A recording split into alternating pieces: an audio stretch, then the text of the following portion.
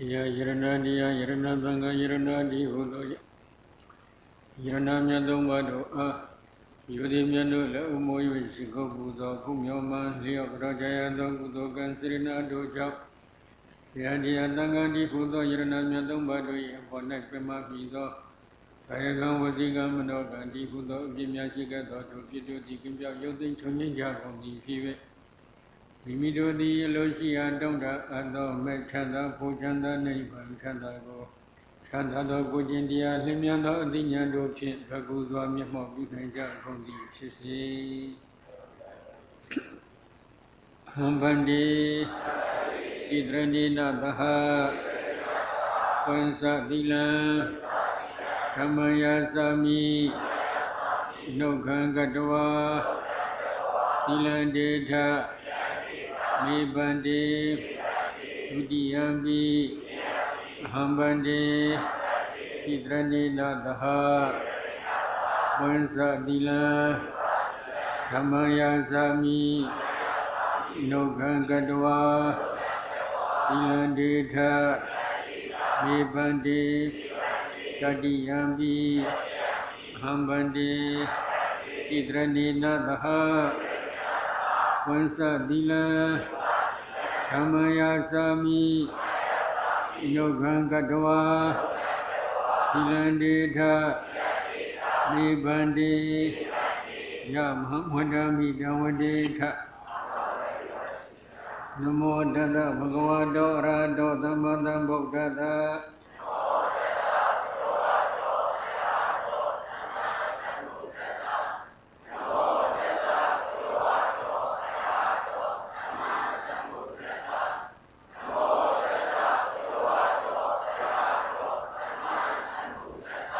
Buddhandrana Gisami, Dhammandrana Gisami, Dhangandrana Gisami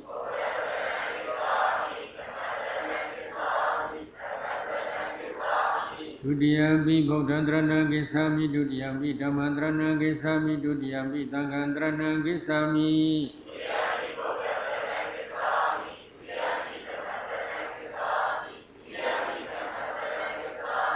Dadiyambi Buddhandrana Gisami, Dadiyambi Dhammandrana Gisami, Dadiyambi Dhangandrana Gisami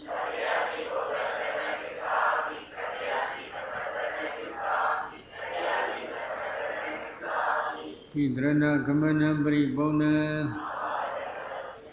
Anadi Badawramani Dekabadandhamadiyami Adina Dana Uramani Dekabadandhamadiyami Kamedu Mesasara Uramani Dekabadandhamadiyami Buddhavada Uramani Dekabadandhamadiyami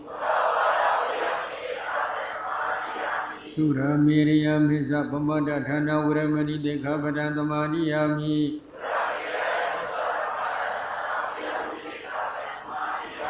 Idame Bonya Adwakhya Wahan Hodu Idame Dila Nibbānata Khusiyo Hodu Hidrani Nadranago Gomadhya Dagava Nisa Grudama Piyasa Chido Riya Dagadura Dwadodi Nyamabya Nigrudama Duramwada Vansa Dilanga Bada Dilaro Myagoda Dugangadwa Majoma Bama Maja Ongomoyo Deswabiwe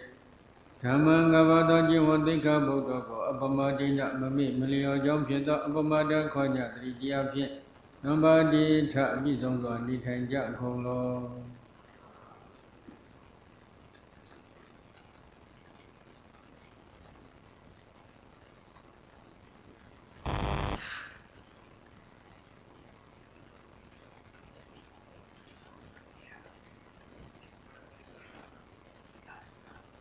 Ini nyale Dhammacakka Bodhana Thukkadanga ko setပြီးဟောဖို့ရည်ရွယ်ထားပါတယ်နော်။ညကသစ္စာ၄ပါးအကြောင်းကိုတော့ရှင်းတန်သလောက်ရှင်းပြီးသွားပြီဖြစ်ပါတယ်။ဒီသစ္စာ၄ပါးကိုဘုရားရှင်သည် Wari Mandai Ma ထိုထွင်းသိမြင်ခဲ့ပြီးဖြစ်တော်မူတယ်ဆိုတာမြတ်ကပြောခဲ့ပြီးပါနော်ဒီဓမ္မစကြာဒေသနာတော်ကိုနာကြားခွင့်ရရှိနေတဲ့ပိဿဝဂီ၅ဦးတို့အနက်အရှင်ကုဏိညမထေရမြတ်ဟာလဲဓမ္မစက္ကဗုဒ္ဓနာသုတ်တံဒေသနာတော်ဏီကုံပြီးဆုံးတဲ့အချိန်ခါမှာဘယ်လိုဖြစ်သွားလဲအထာခောအယဓမ္မကုဏိညောဒိဋ္ဌဓမ္မောပတ္တဓမ္မောဝိတိတဓမ္မောပရိယောကံလဓမ္မောစသည်ဖြင့်ဒေသနာတော်ဏီကုံမှာဖော်ပြထားပါတယ်အရှင်ကုဏိညမထေရလဲဒိဋ္ဌဓမ္မောသိမြင်အပ်ပြီးသောသစ္စာ၄ပါးတရားရှိသွားတော်မူတယ်ပတ္တဓမ္မောဉာဏ်ဖြင့်ဆက်ရောက်အပ်ပြီးတဲ့သစ္စာ၄ပါးတရားလည်းရှိသွားတော်မူတယ်ဝိတိတဓမ္မောသိမြင်အပ်ပြီးတဲ့သစ္စာ၄ပါးတရားလည်းရှိသွားတော်မူတယ်ပရိယောကံလဓမ္မောဉာဏ်ဖြင့်ထိုးထွင်းသိမြင်အပ်ပြီးတဲ့သစ္စာ၄ပါးတရားလည်းရှိသွားတော်မူတယ်စသဖြင့်ဒီလိုဖော်ပြထားပါတယ်ဒီတော့ဓမ္မစကြာဒေသနာတော်ဏီကုံပြီးဆုံးတဲ့အချိန်ခါမှာအရှင်ကုဏိညမထေရမြတ်သည်သစ္စာ၄ပါးကိုထိုးထွင်းသိမြင်တော်မူတဲ့သောတပန်အရိယာသူတော်ကောင်းအဆင့်သို့ဆက်ရောက်သွားတော်မူပါတယ်အရှင်ကုဏိညမထေရတပါးတည်းလားဆိုတော့မဟုတ်ပါဘူးလူသားတွေကတော့အရှင်ကုဏိညမထေရမြတ်တပါးသာလျင်သစ္စာ၄ပါးကိုထိုးထွင်းသိမြင်သွားတော်မူတာမှန်ပါတယ်သို့တော့ဗြဟ္မာဘက်ကိုလှမ်းကြည့်လိုက်တော့ဗြဟ္မာဘောင်းက38ဂရေသစ္စာ၄ပါးကိုထိုးထွင်းသိမြင်သွားကြပါတယ်အလားတူပဲဘုန်းကြီးတို့နတ်တွေကိုကြည့်လိုက်တော့နတ်တွေကတော့မကြီးမတွက်နိုင်အောင်များတဲ့အတွက်အသင်္ချေနဲ့ခြီးပြီးတော့သစ္စာ၄ပါးကိုထိုးထွင်းသိသွားတော်မူကြတယ်အသင်္ချေနဲ့ခြီးပြီးကျွတ်တန်းဝင်တော်မူတဲ့ပွဲကြီးပေါင်းဘုန်းကြီးတို့ဘုရားရှင်သာသနာတော်ဘုရားရှင်လက်ထက်တော်အချိန်ခါမှာ14ကြိမ်တိုင်တိုင်ရှိခဲ့ဖို့ပါတယ်14ကြိမ်ထဲမှာခုဒီဓမ္မစက္ကဗောဓနာသုတ်တံလည်းတစ်ကြိမ်ပါဝင်ခဲ့ပါတယ်ဒီတော့တရားတစ်ခုကိုအထုတ်ပြီးဆိုရင်ဘုန်းကြီးတရားဥတော်ကအရှင်းလင်းတင်ပြခဲ့တဲ့အတိုင်းအရိယာမဉ္ဇဉ်ဘုံဉာဏ်ကိုဆက်ရောက်ပြီးဆိုရင်ထိုပုဂ္ဂိုလ်ဒီသစ္စာ၄ပါးကိုထိုးထွင်းသိမြင်ပြီးဖြစ်သလားမဖြစ်ဘူးလားလို့မေးရင်ဘယ်လိုဖြစ်မလဲထိုးထွင်းသိမြင်ပြီးဖြစ်ပါတယ်နော်ဒီအချက်ကိုယုံကြည်ဖို့တော့လိုတယ်အကယ်၍ဒီအချက်ကိုမှမယုံကြည်ဘူးဆိုရင်တော့ဒီဓမ္မစကြာဒေသနာတော်အနတ္တလက္ခဏာသုတ်တံဒေသနာတော်အစရှိတဲ့ဒေသနာတော်တော်ခမည်းများဟာလူသားတွေအတွက်အဓိပ္ပာယ်ကင်းမဲ့နေတဲ့အကျိုးမရှိတဲ့သုတ်တံတွေဖြစ်သွားပါလိမ့်မယ်။ဒါကြောင့်နည်းနည်းဒကာကြီးတွေဒကာမကြီးတွေဘက်ကလည်းဘုရားအရှင်အပေါ်၌ယုံကြည်ချက်တရားအပြည့်အဝရှိဖို့လည်းလိုတယ်။ဘုရားရှင်ဟောကြားပြသဆုံးဆုံးမတော်မူတဲ့ဓမ္မစက္ကဗုဒ္ဓနာသုတ်တံကဲ့သို့သောတရားဒေသနာတော်များအပေါ်၌ယုံကြည်ချက်တရားတွေအပြည့်အဝရှိဖို့လည်းလိုပါတယ်နော်။ဒီတော့ဒီနေရာမှာဘုန်းကြီးတို့စိတ်ဝင်စားဖွယ်ရအကောင်းတဲ့အချက်ကလေးတွေကိုနည်းနည်းထပ်တော့ဘုန်းကြီးရှေးဥစွာပြောချင်ပါတယ်။အရှင်ကုဏိညမထေရကဒီဓမ္မစက္ကဗုဒ္ဓနာသုတ်တံကိုနာကြားပြည့်စုံပြီးတဲ့အချိန်ခါမှာသောတပတိပညာဘုံညာဆက်ရောက်သွားတော်မူတယ်။သစ္စာလေးပါးကိုထိုးထွင်းသိမြင်သွားတော်မူတယ်။အရှင်ဝဗ္ဗမထေရမြတ်ကဝါဆိုလပြည့်ကျော်တရက်အရှင်ဗတ္တိယမထေရကဝါဆိုလပြည့်ကျော်2ရက်အရှင်မဟာနာမမထေရကဝါဆိုလပြည့်ကျော်3ရက်အရှင်အတ္တစီမထေရကဝါဆိုလပြည့်ကျော်4ရက်နေ့မှာအတိသောတပတိမဉ္ဇဉ်ဘုံညာဆက်ရောက်သွားတော်မူကြပါတယ်သစ္စာလေးပါးကိုထိုးထွင်းသိမြင်သွားတော်မူကြဒီပုဂ္ဂိုလ်ဒီဟာမြန်လှကြီးလားလို့ဒီလိုတော့မေးစရာရှိပါတယ်နော်ဒီတော့ဒီနေရာမှာဘုန်းကြီးပါရမီအကြောင်းလေးကိုတော့နည်းနည်းကြားညှပ်ပြီးပြောချင်ပါတယ်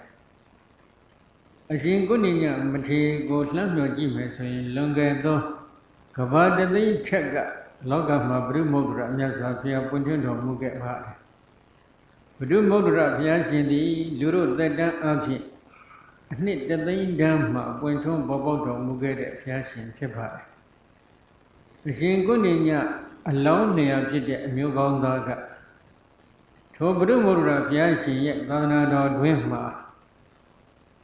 သာသနာတော်ကိုသက်ဝင်ယုံကြည်နေတဲ့သူတော်ကောင်းတဦးလည်းဖြစ်ခဲ့တယ်ရတ္တိညုလို့ခေါ်ဆိုအပ်တဲ့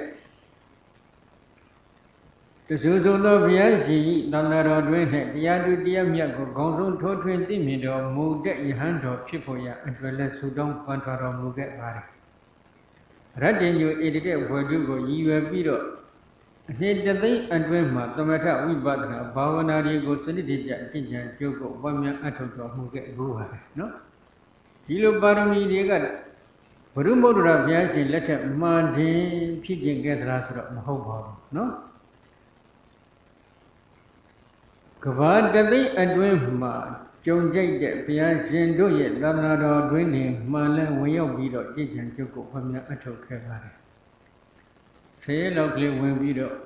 တရားအထုတ်တဲ့ပုံစံမျိုး9ရက်လောက်ကလေးဝင်ပြီးတရားအထုတ်တဲ့ပုံစံမျိုးဟုတ်သလားမဟုတ်ပါဘူးเนาะသူတို့ဟာတကယ်လိုလားတောင့်တတဲ့စိတ်ထမ်းဖြင့်မဉ္ဇဉ်ဘုံဉာဏ်ရရှိရဲ့အတွက်ပါရမီဖြစ်ခဲ့တဲ့သတော်ကောင်းကြီးဖြစ်တယ်အထူးသဖြင့်အနတ္တလက္ခဏာသုတ်တံဒေသနာတော်ကိုနာကြားပြီးတဲ့အချိန်ခါမှာအနတ္တလက္ခဏာသုတ်တံမှာလာရှိတဲ့ဝိပဿနာရှုွက်အတိုင်းဘုရားရှင်ညွှန်ကြားပြတာဆွဆုံးပါတော်မူသည့်အတန်ဝိပဿနာဘာဝနာကမ္မထံကိုစီးပြန်ပွားများတော်မူနိုင်ကြတဲ့အတွက်အရတ္တဖို့ဆက်ရောက်သွားတော်မူခဲ့ကြပါတယ်အရတ္တဖို့ဆက်ရောက်တော်မူတဲ့အချိန်ခါမှာသူတို့ရဲ့အရတ္တမဲ့ဉာဏ်ကပရိသံမိတဉာဏ်တော်မြတ်၄ပါးကိုပါရရှိအောင်ပူးတွဲဆောင်ရွက်ပေးသွားပါတယ်ဒီတော့ပရိသံမိတပတ္တယဟန္တာအရှင်မြတ်ကြီးဖြစ်သွားကြတယ်ပရိသံမိတာပတ္တယန္တာအရှင်မြတ်ကြီးဖြစ်သွားတော့ပရိသံမိတာဉာဏ်ကိုရရှိမဲ့သူတော်ကောင်းတို့ဖြစ်ကျင်ရမယ်အင်္ဂါရ5ချက်ကိုဝိသုဒ္ဓိမေအထကရာဒုတိယတွင်စာမျက်နှာ82မှာဖော်ပြထားပါတယ်နော်အဲ့ဒီအင်္ဂါရ5ချက်ကနံပါတ်1ကအဓိကမဖြစ်ပါတယ်အဓိကမကတော့မဲ့ဉာဏ်ဘုံဉာဏ်ကိုရရှိတော်မူခြင်းဖြစ်တယ်အထူးသဖြင့်အရတ္တမဲ့ဉာဏ်အရတ္တဘုံဉာဏ်ကိုရရှိတော်မူခြင်းဖြစ်ပါတယ်ဒီအဓိကမအင်္ဂါရကတော့နောက်ဆုံးခုအရှင်ကွဋ္ဌိညတော်လိုနောက်ဆုံးဘဝမှာယဟန္တာဖြစ်မဲ့ဘဝမှာရရှိရမယ့်တရားသူတရားမြတ်အင်္ဂါရဖြစ်တယ်။နောက်နံပါတ်2အင်္ဂါရကတော့ပရိဟတ္တိဖြစ်ပါတယ်။ပရိဟတ္တိဆိုတာကရှေးရှေးဘုရားရှင်တော်တို့ရဲ့သာသနာတော်တွင်မှာဗိရိကတရားတော်များပရိယတရားတော်များကိုစနစ်တကျသင်ယူခဲ့ဘူးခြင်းဆိုတဲ့အင်္ဂါရနဲ့ပြည့်စုံရပါတယ်။နောက်နံပါတ်3အင်္ဂါရကတော့သဝနထိုဘုရားရှင်တို့ရဲ့သာသနာတော်တွင်မှာတရားတော်ကိုနာယူတဲ့အချိန်ကမှတရားတော်အပေါ်၌လိုလားတောင့်တချစ်မြတ်နိုးတဲ့စိတ်ဓာတ်ဖြင့်ရိုးရိုးသေးသေးနာယူခဲ့ဘူးခြင်းဆိုတဲ့အင်္ဂါရနဲ့ပြည့်စုံရပါတယ်။နောက်နံပါတ်4အင်္ဂါရကတော့ပရိပု္ပ္ပာဖြစ်ပါတယ်ထိုတရားတော်တွေကိုပါဠိတော်တရားတော်တွေကိုနာယူတဲ့အချိန်ခါမှာမိမိတို့ကနားမလည်ဘူးဆိုရင်နားမလည်တဲ့အချက်အလက်တွေနဲ့ပတ်သက်လို့အ내အဓိပ္ပာယ်နဲ့ပတ်သက်လို့မေးမြန်းလျှောက်ထားခြင်းထိုပါဠိတော်ရဲ့အ내အဓိပ္ပာယ်တွေကိုဖွင့်ဆိုကြောင်းဖြစ်တဲ့အထကရာတွေကိုနာကြားခြင်းသိယူခြင်းဆိုတဲ့အင်္ဂါရနဲ့ပြည့်စုံရပါတယ်ပေါင်းလိုက်တော့အင်္ဂါ4ချက်ဖြစ်သွားပြီနောက်ဆုံးအရေးကြီးတဲ့အင်္ဂါရတစ်ခုကတော့ပုဗ္ဗယောဂဖြစ်ပါတယ်နော်။ဘာကိုပုဗ္ဗယောဂခေါ်တယ်လဲလို့မေးစရာတော့ရှိတယ်။ပုဗ္ဗယောဂနာမပုဗ္ဗဗုဒ္ဓနာသာတတိကတပိစ္ဆကတဘာဝေနယာဝအနုလောမံဂုတ္တရပုသမိပန္တာဝဝိပဿနာအနုယောဂောပုဗ္ဗယောဂနာမပုဗ္ဗယောဂမိတိကပုဗ္ဗဗုဒ္ဓနာရှိရှိဘုရားရှင်တို့ဤသာသနာတော်တွင်၌ကတပိစ္ဆကတဘာဝေနကတပိစ္ဆကတဝုကိုဖြစ်ခြင်းလျက်ယာဝအနုလောမံဂုတ္တရဘုသမိဘဂုတ္တရဘုရဲ့အနိနာ၌ရှိသောသင်္ခါရုပ္ပကညာဟုခေါ်ဆိုအပ်တဲ့အနုလောမညာသို့တိုင်အောင်ဝိပဿနာနုယောဂဝိပဿနာဘာဝနာကမ္မထံကိုစီပြန်ပွားများအထုတ်ခြင်းတည်းရှိရှိဘုရားရှင်တို့ရဲ့သာသနာတော်တွင်မှာကတပိစ္ဆကတဝတ္တိကိုဖြစ်ကျင်တယ်ကတပိစ္ဆကတဝတ်ကိုဖြစ်ကျင်ပြီးတဲ့အချိန်ခါမှာသင်္ခါရုပ္ပကဉာဏ်သို့တိုင်အောင် ဝိပဿနာဘာဝနာကမ္မထန်တွေကိုစနစ်တကျအကျင့်ကြံကြောက်ကိုပွားများအထုတ်ခဲ့ဘူးခြင်းဆိုတဲ့ဒီအင်္ဂါရက်နဲ့ပြည့်စုံရမယ်။ပေါင်းလိုက်တော့အင်္ဂါဘယ်နှချက်ဖြစ်သွားလဲ၅ချက်။ဒီတော့အရှင်ကုဏိညတို့လှမ်းမြော်ကြည့်လိုက်တော့သူကဘုဒ္ဓမုဒ္ဒရာဘုရားရှင်ရဲ့သာသနာတော်တွင်ကမြစ်ပြခံခဲ့ဘုဒ္ဓမုဒ္ဒရာဘုရားရှင်ရဲ့သာသနာတော်တွင်မှာတက်ကသင်္ခါရုပ္ပကဉာဏ်တို့တိုင်အောင်ဝိပဿနာဘာဝနာကမ္မထန်တွေကိုစနစ်တကျအကျင့်ကြံကြောက်ကိုပွားများအထုတ်ခဲ့ဘူးပါတယ်။ဒီတော့ဒီလိုဝိပဿနာဘာဝနာကမ္မထန်ကိုကြည်ကြံကြောက်ကိုပွားများအထုတ်ဘူးတဲ့သူတော်ကောင်းတွေအဖို့လှမ်းမြော်ပြီးကြည့်လိုက်တော့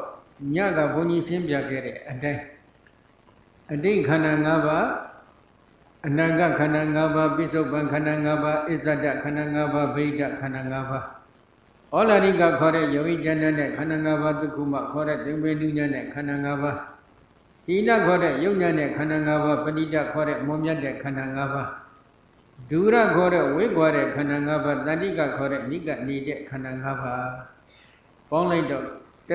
စ်မျိုးသောအခြင်းအဖြစ်တည်နေတဲ့ဒီဥပါဒณะခန္ဓာ၅ပါးဆိုတဲ့ဒုက္ခသစ္စာတရားတွေကိုလည်းဟုတ်တိုင်းမှဆိုသိတယ်။ကြောင်းကျိုးဆက်နွယ်မှုပရိစ္ဆသမုပ္ပါသဘောတရားလို့ခေါ်ဆိုအပ်တဲ့သမုဒိယသစ္စာတရားတွေကိုလည်းဟုတ်တိုင်းမှဆိုသိခဲ့ဘူးတယ်။ထိုဒုက္ခသစ္စာသမုဒိယသစ္စာအမိရတဲ့သင်္ခါရတရားတွေကိုလည်းအနိစ္စဒုက္ခအနတ္တလက္ခဏာရဲ့သုံးတန်တင်ပြီးတူရင်းကြီးဝိပဿနာဉာဏ်စဉ်အတိုင်းရှုပွားသုံးသပ်လိုက်တာသင်္ခါရုပ္ပကဉာဏ်တို့တိုင်အောင်ရှုပွားသုံးသပ်ခဲ့ဘူးတယ်။အဲဒီလိုရှုပွားသုံးသပ်တဲ့အပိုင်းမှာဂတ္တပစ္စာဂတ္တဘာဝေနဂတ္တပစ္စာဂတ္တဝတ္တိကိုဖြစ်ကျင်ပြီးတော့မှကြည်ကြံကြုတ်ကိုပွားများအထုတ်တယ်။ဂတ္တပစ္စာဂတ္တဝတ်ဆိုတာဘာလဲ။သွန်ခံရွာတို့ကျောင်းကနေပြီးတော့သွန်ခံရွာတို့သွားတဲ့အချိန်ခါမှလည်းသမထဝိပဿနာဘာဝနာကမ္မထန်တွေကိုစီးပြန်ပြီးတော့သွားတယ်။သွန်ခံရာကနေကျောင်းကိုတစ်ဖန်ပြန်ကြွလာတဲ့အချိန်ခါမှလည်းသမထဝိပဿနာဘာဝနာကမ္မထန်တွေကိုစီးပြန်ပြီးမှစီးပြန်လျက်ကျောင်းကိုပြန်လာတယ်။ဒီလိုဆိုရင်တော့ဒကာကြီးတွေမိုင်းကြီးဒီကျင့်ကိုဖြစ်ခြင်းဖို့ဆိုရင်တော့လူဝိနဲ့ဟုတ်သလားမဟုတ်ဘူးနော်ရှင်းရှင်းဘုရားရှင်တို့ရဲ့သာသနာတော်တွင်မှာကိုယ်တိုင်ကယဟန်ဘဝဖြင့်ဆုံးခံသွားရင်လည်းကမ္မထံကိုရှုပွားသုံးသပ်လျက်ဆုံးခံရွာမှကျောင်းသို့ပြန်လာတဲ့အချိန်ခါမှလည်းကမ္မထံကိုရှုပွားသုံးသပ်လျက်ဒီကမ္မထံကိုရှုပွားခြင်းကိုဂတ္တပစ္ဆကတ္တဝုကိုဖြစ်ခြင်းတယ်လို့ခေါ်တယ်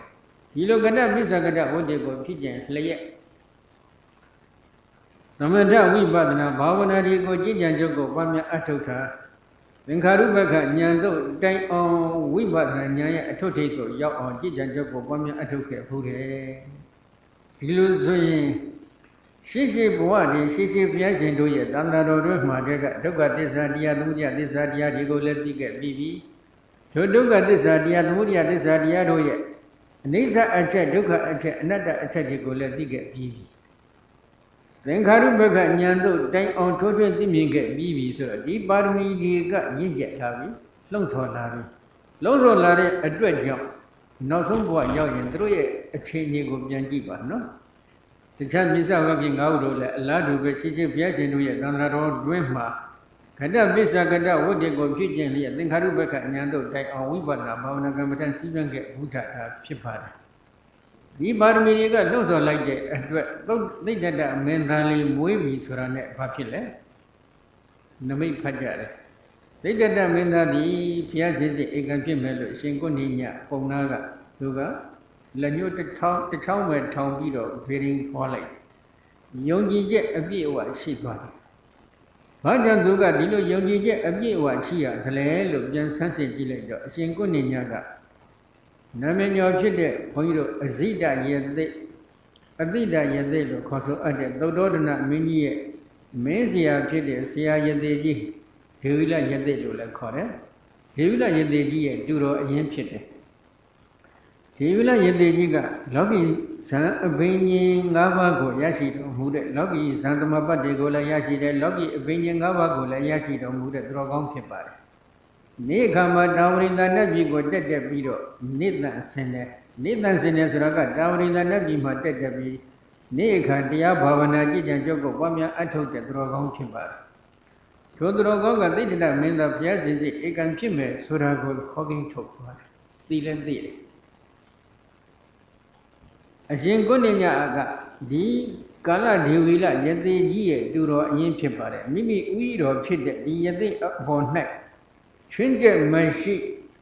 ယုံကြည်မှုတရားတရားအပြည့်အဝရှိနေပါတယ်ဒါကလည်းအကြောင်းတစ်ခုသူရဲ့ပါရမီတော်တွေကလှုံ့ဆော်တာလည်းအကြောင်းတစ်ခုကြောင့်သူကဘုရားရှိခိုးဧကံဖြစ်မယ်လို့ယုံကြည်တဲ့အတွက်သူဥဆောင်ပြီးတော့ပြစ္ဆဝဂ္ဂိ၅ဦးတို့ကအရင်ကြိုတင်ပြီးတောထွက်နှင့်ကြတယ်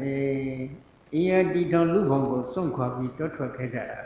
။ဘုရားအလောင်းတော်တောမထွက်မီ29နှစ်တည်းကကြိုတင်ပြီးသူကထွက်ခဲ့တယ်။ဘုရားအလောင်းတော်တောထွက်တဲ့အချိန်ခါမှာလည်းဥရဝေလတော်မှာဘုရားအလောင်းတော်ကိုပြုစုပြီးတော့ဘုရားအလောင်းတော်ထံမှရတဲ့မြတ်နိနာနေတရားတွေခံယူလျက်တရားဘာဝနာတွေကိုတစ်ဖက်ကလည်းကြည်ထံကျုပ်ကိုပွားများအထုတ်နေတဲ့သတော်ကောင်းကြီးဖြစ်ကြတယ်။နောက်ထပ်ဖြစ်နိုင်တဲ့အကြောင်းတစ်ခုကတော့ဘုန်းကြီးတို့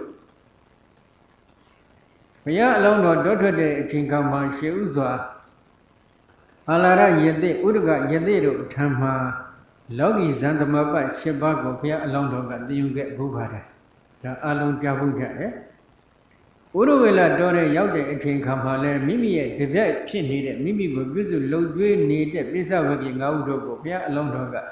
ဒီလောကီဇန်သမပတ်7ပါးလောက်ကိုတော့သင်ပေးလိမ့်မယ်လို့ယူဆရပါတယ်။ဘာဖြစ်လို့လဲ6နှစ်တိုင်တိုင်ဘုရားအလောင်းတော်အနံ့မှာဝကြီးဝငယ်ပြုစုပြီးတော့ဘုရားဖြစ်မဲ့အချိန်အခါကိုစောင့်မျှော်နေတဲ့သူတော်ကောင်းတွေဖြစ်ကြပါတယ်။ဒါသူတို့မှာရှိခဲ့တဲ့အတိတ်ပါရမီနှင့်ပြစ္ဆုတ်ပံပါရမီမျိုးစီကောင်းတွေဖြစ်ကြပါတယ်။ထိုပါရမီတွေကလှုံ့ဆော်လိုက်တဲ့အတွက်ခုလိုတောထွက်ပြီးတော့တရားဘာဝနာကိုကြင်ကြံကြုတ်ကိုပွားများအထောက်နေတာခုဓမ္မစကြာဒေသနာတော်ကိုနာကြားခွင့်ရရှိတဲ့အချိန်ခါမှာ35နှစ်ထဲကိုရောက်ရှိနေကြပြီဖြစ်တယ်။35နှစ်လောက်တောထွက်ပြီးတော့ယသိဘဝနဲ့နေတဲ့ထိုပုဂ္ဂိုလ်တွေကစားလိုက်အိတ်လိုက်ပျော်လိုက်ရွှင်လိုက်နဲ့ဘာမှမလုပ်ခွင့်နေတဲ့ပုဂ္ဂိုလ်မျိုးတွေတော့မဟုတ်ပါဘူးသူတို့ကမဲ့ဖို့နိဗ္ဗာန်ကိုမျှော်မှန်းပြီးတော့မှတကယ်လိုလားတောင့်တတဲ့စိတ်ဓာတ်ဖြင့်ကြည်ကြံကြုတ်ကိုပွားများအထောက်နေတဲ့သူတော်ကောင်းတွေဖြစ်ကြပါတယ်ဒါသူတို့ရဲ့ပါရမီဓာတ်ခံတွေကိုဒီလိုလှမ်းကြည့်ဖို့လိုပါတယ်နော်ဒီတော့အတိတ်တည်းကနေပြီးတော့ဒီဒုက္ခသစ္စာခေါ်နေတဲ့17မျိုးသောအခြင်းဖြင့်တည်နေတဲ့ဥပါဒณะခန္ဓာ၅ပါးယုတ်တရားနှံတရားကြောင်းကျိုးဆက်နွယ်မှုပရိစ္ဆသမုပ္ပါသဘောတရားလို့ခေါ်ဆိုအပ်တဲ့သမုဒိယသစ္စာတရားဒီဒုက္ခသစ္စာတရားသမုဒိယသစ္စာတရားတွေကိုဟုတ်တိုင်းမှန်စွာထိုးထွင်းသိပြီးတော့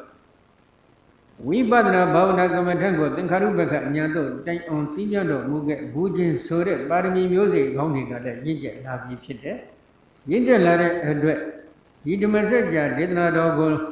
နာကြားခွင့်ရရှိတဲ့အချိန်ခါမှာဒီအတိတ်နာကပိဿုပံအစ္ဆဒဗိဒ္ဓစတဲ့17မျိုးသောအဉာဏ်တွေတည်နေတဲ့ဒုက္ခသစ္စာတွေကိုထိုးထွင်းသိတဲ့ဉာဏ်တွေလည်းလင်းလင်းမြန်မြန်ကြီးပေါ်လာတယ်။ကြောင်းကျိုးဆက်နွယ်မှုပရိစ္ဆသမုပ္ပါသဘောတရားတွေကိုဟုတ်တိုင်းမှန်စွာထိုးထွင်းသိတဲ့ဉာဏ်တွေလည်းလင်းလင်းမြန်မြန်ကြီးပေါ်လာပါတယ်။ပေါ်လာတဲ့အတွက်ဒီဒုက္ခသစ္စာသမုဒယသစ္စာအမြဲတည်းသင်္ခါရတရားတွေကိုအနိစ္စဒုက္ခအနတ္တလက္ခဏာရေးသုတ်တန်တင်ပြီးတူနိမိဝိပဿနာကမ္မထံစည်းပြနိုင်တဲ့အတွက်ဝိပဿနာဘာဝနာကမ္မထံရှုပွားသုံးသပ်နိုင်တဲ့အတွက်ဒီဓမ္မစကြာဒေသနာတော်ညီကိုပြီးဆုံးတဲ့အချိန်ခါမှာအရှင်ကိုဏညမထေရကသစ္စာလေးပါးကိုထိုးထွင်းသိမြင်သွားတော်မူခြင်းဖြစ်ပါတယ်နော်ဒီပါရမီမျိုးစေ့လေးတွေကိုတော့ဒကာကြီးတွေဒီမကြီးတွေဘက်ကလက်ခံယုံကြည်ဖို့လိုပါတယ်နော်ဒီတော့ဒီနေရာမှာဘုန်းကြီးတို့စိတ်ဝင်စားဖွယ်ကောင်းတဲ့အချက်တစ်ခုဘုန်းကြီးပြောခြင်းတယ်ဒီတော့ဒီပရိသမ်ဘိအဘိဓမ္မာအထက်ကရာသမ္မောဟဝိနောဒနိအထက်ကရာစာမျက်နှာ382မှာထူးခြားတဲ့စကားတစ်ခုဖွင့်ဆိုထားပါတယ်အရိယသာဝကောနောပရိသမ်ဘိတာပတ္တောနာမနတ္ထိအရိယသာဝကတာမှန်ပါစေပရိသမ်ဘိတာဉာဏ်၄ပါးသို့မရောက်ရှိတဲ့အရိယသူတော်ကောင်းဆိုတာမရှိစကောင်းပါဘူးဆိုပြီးဒီလိုဖွင့်ထားတယ်အရိယသူတော်ကောင်းတိုင်းအရိယသူတော်ကောင်းတိုင်းသည်ပရိသမ်ဘိတာဉာဏ်တော်မြတ်၄ပါးကိုရရှိတယ်လို့သူကဆိုလိုတာပဲပရိသမ်ဘိတာဉာဏ်၄ပါးကိုမရတဲ့အရိယသူတော်ကောင်းဆိုတာတဘာမှမရှိပါဘူးဆိုပြီးဒီလိုဖွင့်ဆိုထားတယ်ဒီဖွင့်ဆိုချက်ကဘာကိုဥတည်ထားတယ်လဲလို့မေးတော့ဘုန်းကြီးတို့အဘိဓမ္မာဝေဘင်းပါဠိတော်မှာဘုရားရှင်ကပရိသမ်ဘိတာဉာဏ်တော်ဒီအမျိုးမျိုးဟောကြားပြတာဆွဆုံးမှထားတော်မူခဲ့ဘူးပါတယ်ထိုဟောကြားထားတော်မူတဲ့ဒေသနာတော်ဒီထဲမှာထူးခြားတဲ့ဒေသနာတော်တစ်ခုကတော့သစ္စာဝါရဒေသနာတော်ဖြစ်ပါတယ် ထိုသစ္စာဝါဒဒေသနာတော်မှာဘုရားရှင်ကဘယ်လိုဟောထားလဲဒုက္ခေညာဏအဋ္ဌပရိသံပိတာဒုက္ခသမုဒယညာဏဓမ္မပရိသံပိတာဒုက္ခនិရောဓညာဏအဋ္ဌပရိသံပိတာဒုက္ခនិရောဓဂာမိနိယပရိပဒါယညာဏဓမ္မပရိသံပိတာဆိုပြီးဒီလိုဟောကြားထားတော်မူပါတယ်ဒုက္ခေညာဏဒုက္ခသစ္စာ၌ထိုထွင်းသိတတ်တဲ့ဉာဏ်သည်အဋ္ဌပရိသံပိတာအဋ္ဌပရိသံပိတာဉာဏ်တော်မြတ်ပါပေတည်းပရိသံပိတာဉာဏ်တော်က၄မျိုးရှိပါတယ်နော်အဋ္ဌပရိသံပိတာဉာဏ်ဓမ္မပရိသံပိတာဉာဏ်နိရောဓပရိသံပိတာဉာဏ်ပရိဘာဏပရိသံပိတာဉာဏ်ဆိုပြီးတော့၄မျိုးရှိအဲ့ဒီ၄မျိုးရှိတဲ့အနက်ကအဋ္ဌပရိသံပိတာဆိုတာကအကျိုးတရားတွေကိုထိုးထွင်းသိတဲ့ဉာဏ်ကိုအဋ္ဌပရိသံပိတာဉာဏ်လို့ခေါ်ပါတယ်အဲဒီတော့ဒုက္ခသစ္စာကိုထိုးထွင်းသိတတ်တဲ့ဉာဏ်သည်အဋ္ဌပရိသံပိတာဉာဏ်အကျိုးတရားကိုထိုးထွင်းသိတတ်တဲ့ဉာဏ်ကြီးတယ်သစ္စာ၄ပါးထဲမှာဒုက္ခသစ္စာနဲ့သမုဒယသစ္စာနှစ်ခုကိုလှမ်းမြော်ကြည့်လိုက်တဲ့အခါသမုဒယသစ္စာကြောင့်ဒုက္ခသစ္စာကဖြစ်ပေါ်လာရတဲ့အတွက်ဒုက္ခသစ္စာကအကျိုးတရားသမုဒယသစ္စာကအကြောင်းတရား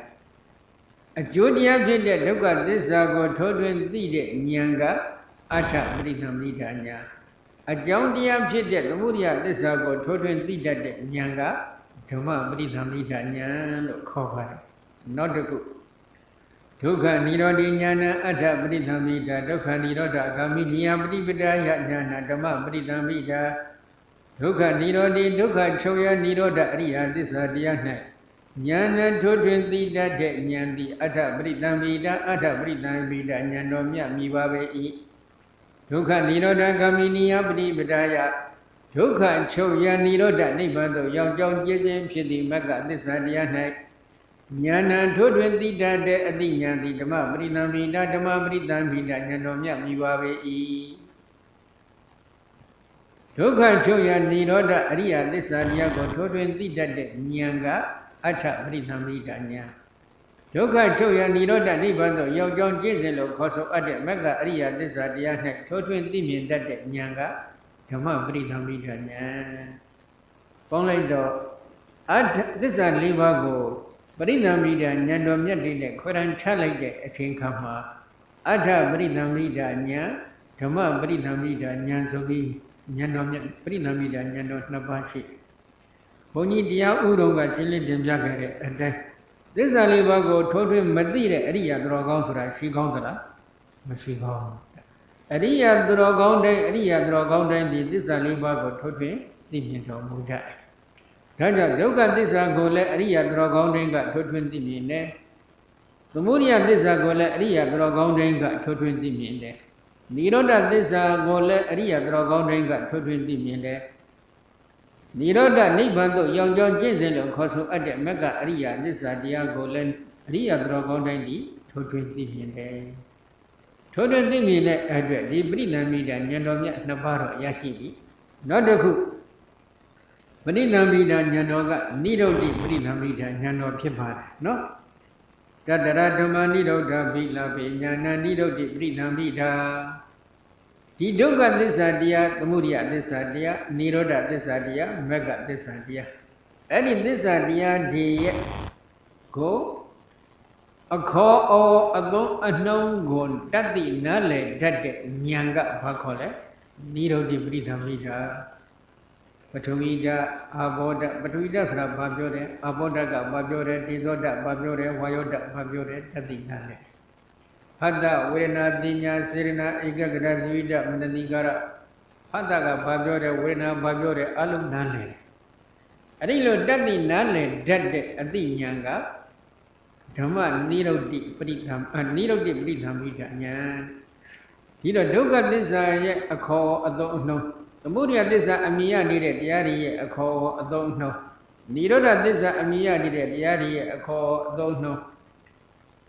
မဂ္ဂသစ္စာအမြင်ရနေတဲ့တရားတွေရဲ့အခေါ်အသုံးနှုန်းတွေကိုလည်းထိုးထွင်းသိမြင်နေတဲ့ဉာဏ်တော်ဒီဘာဉာဏ်လဲနိရောဓပရိသံပိတာဉာဏ်ဒီတော့တရားရှုတဲ့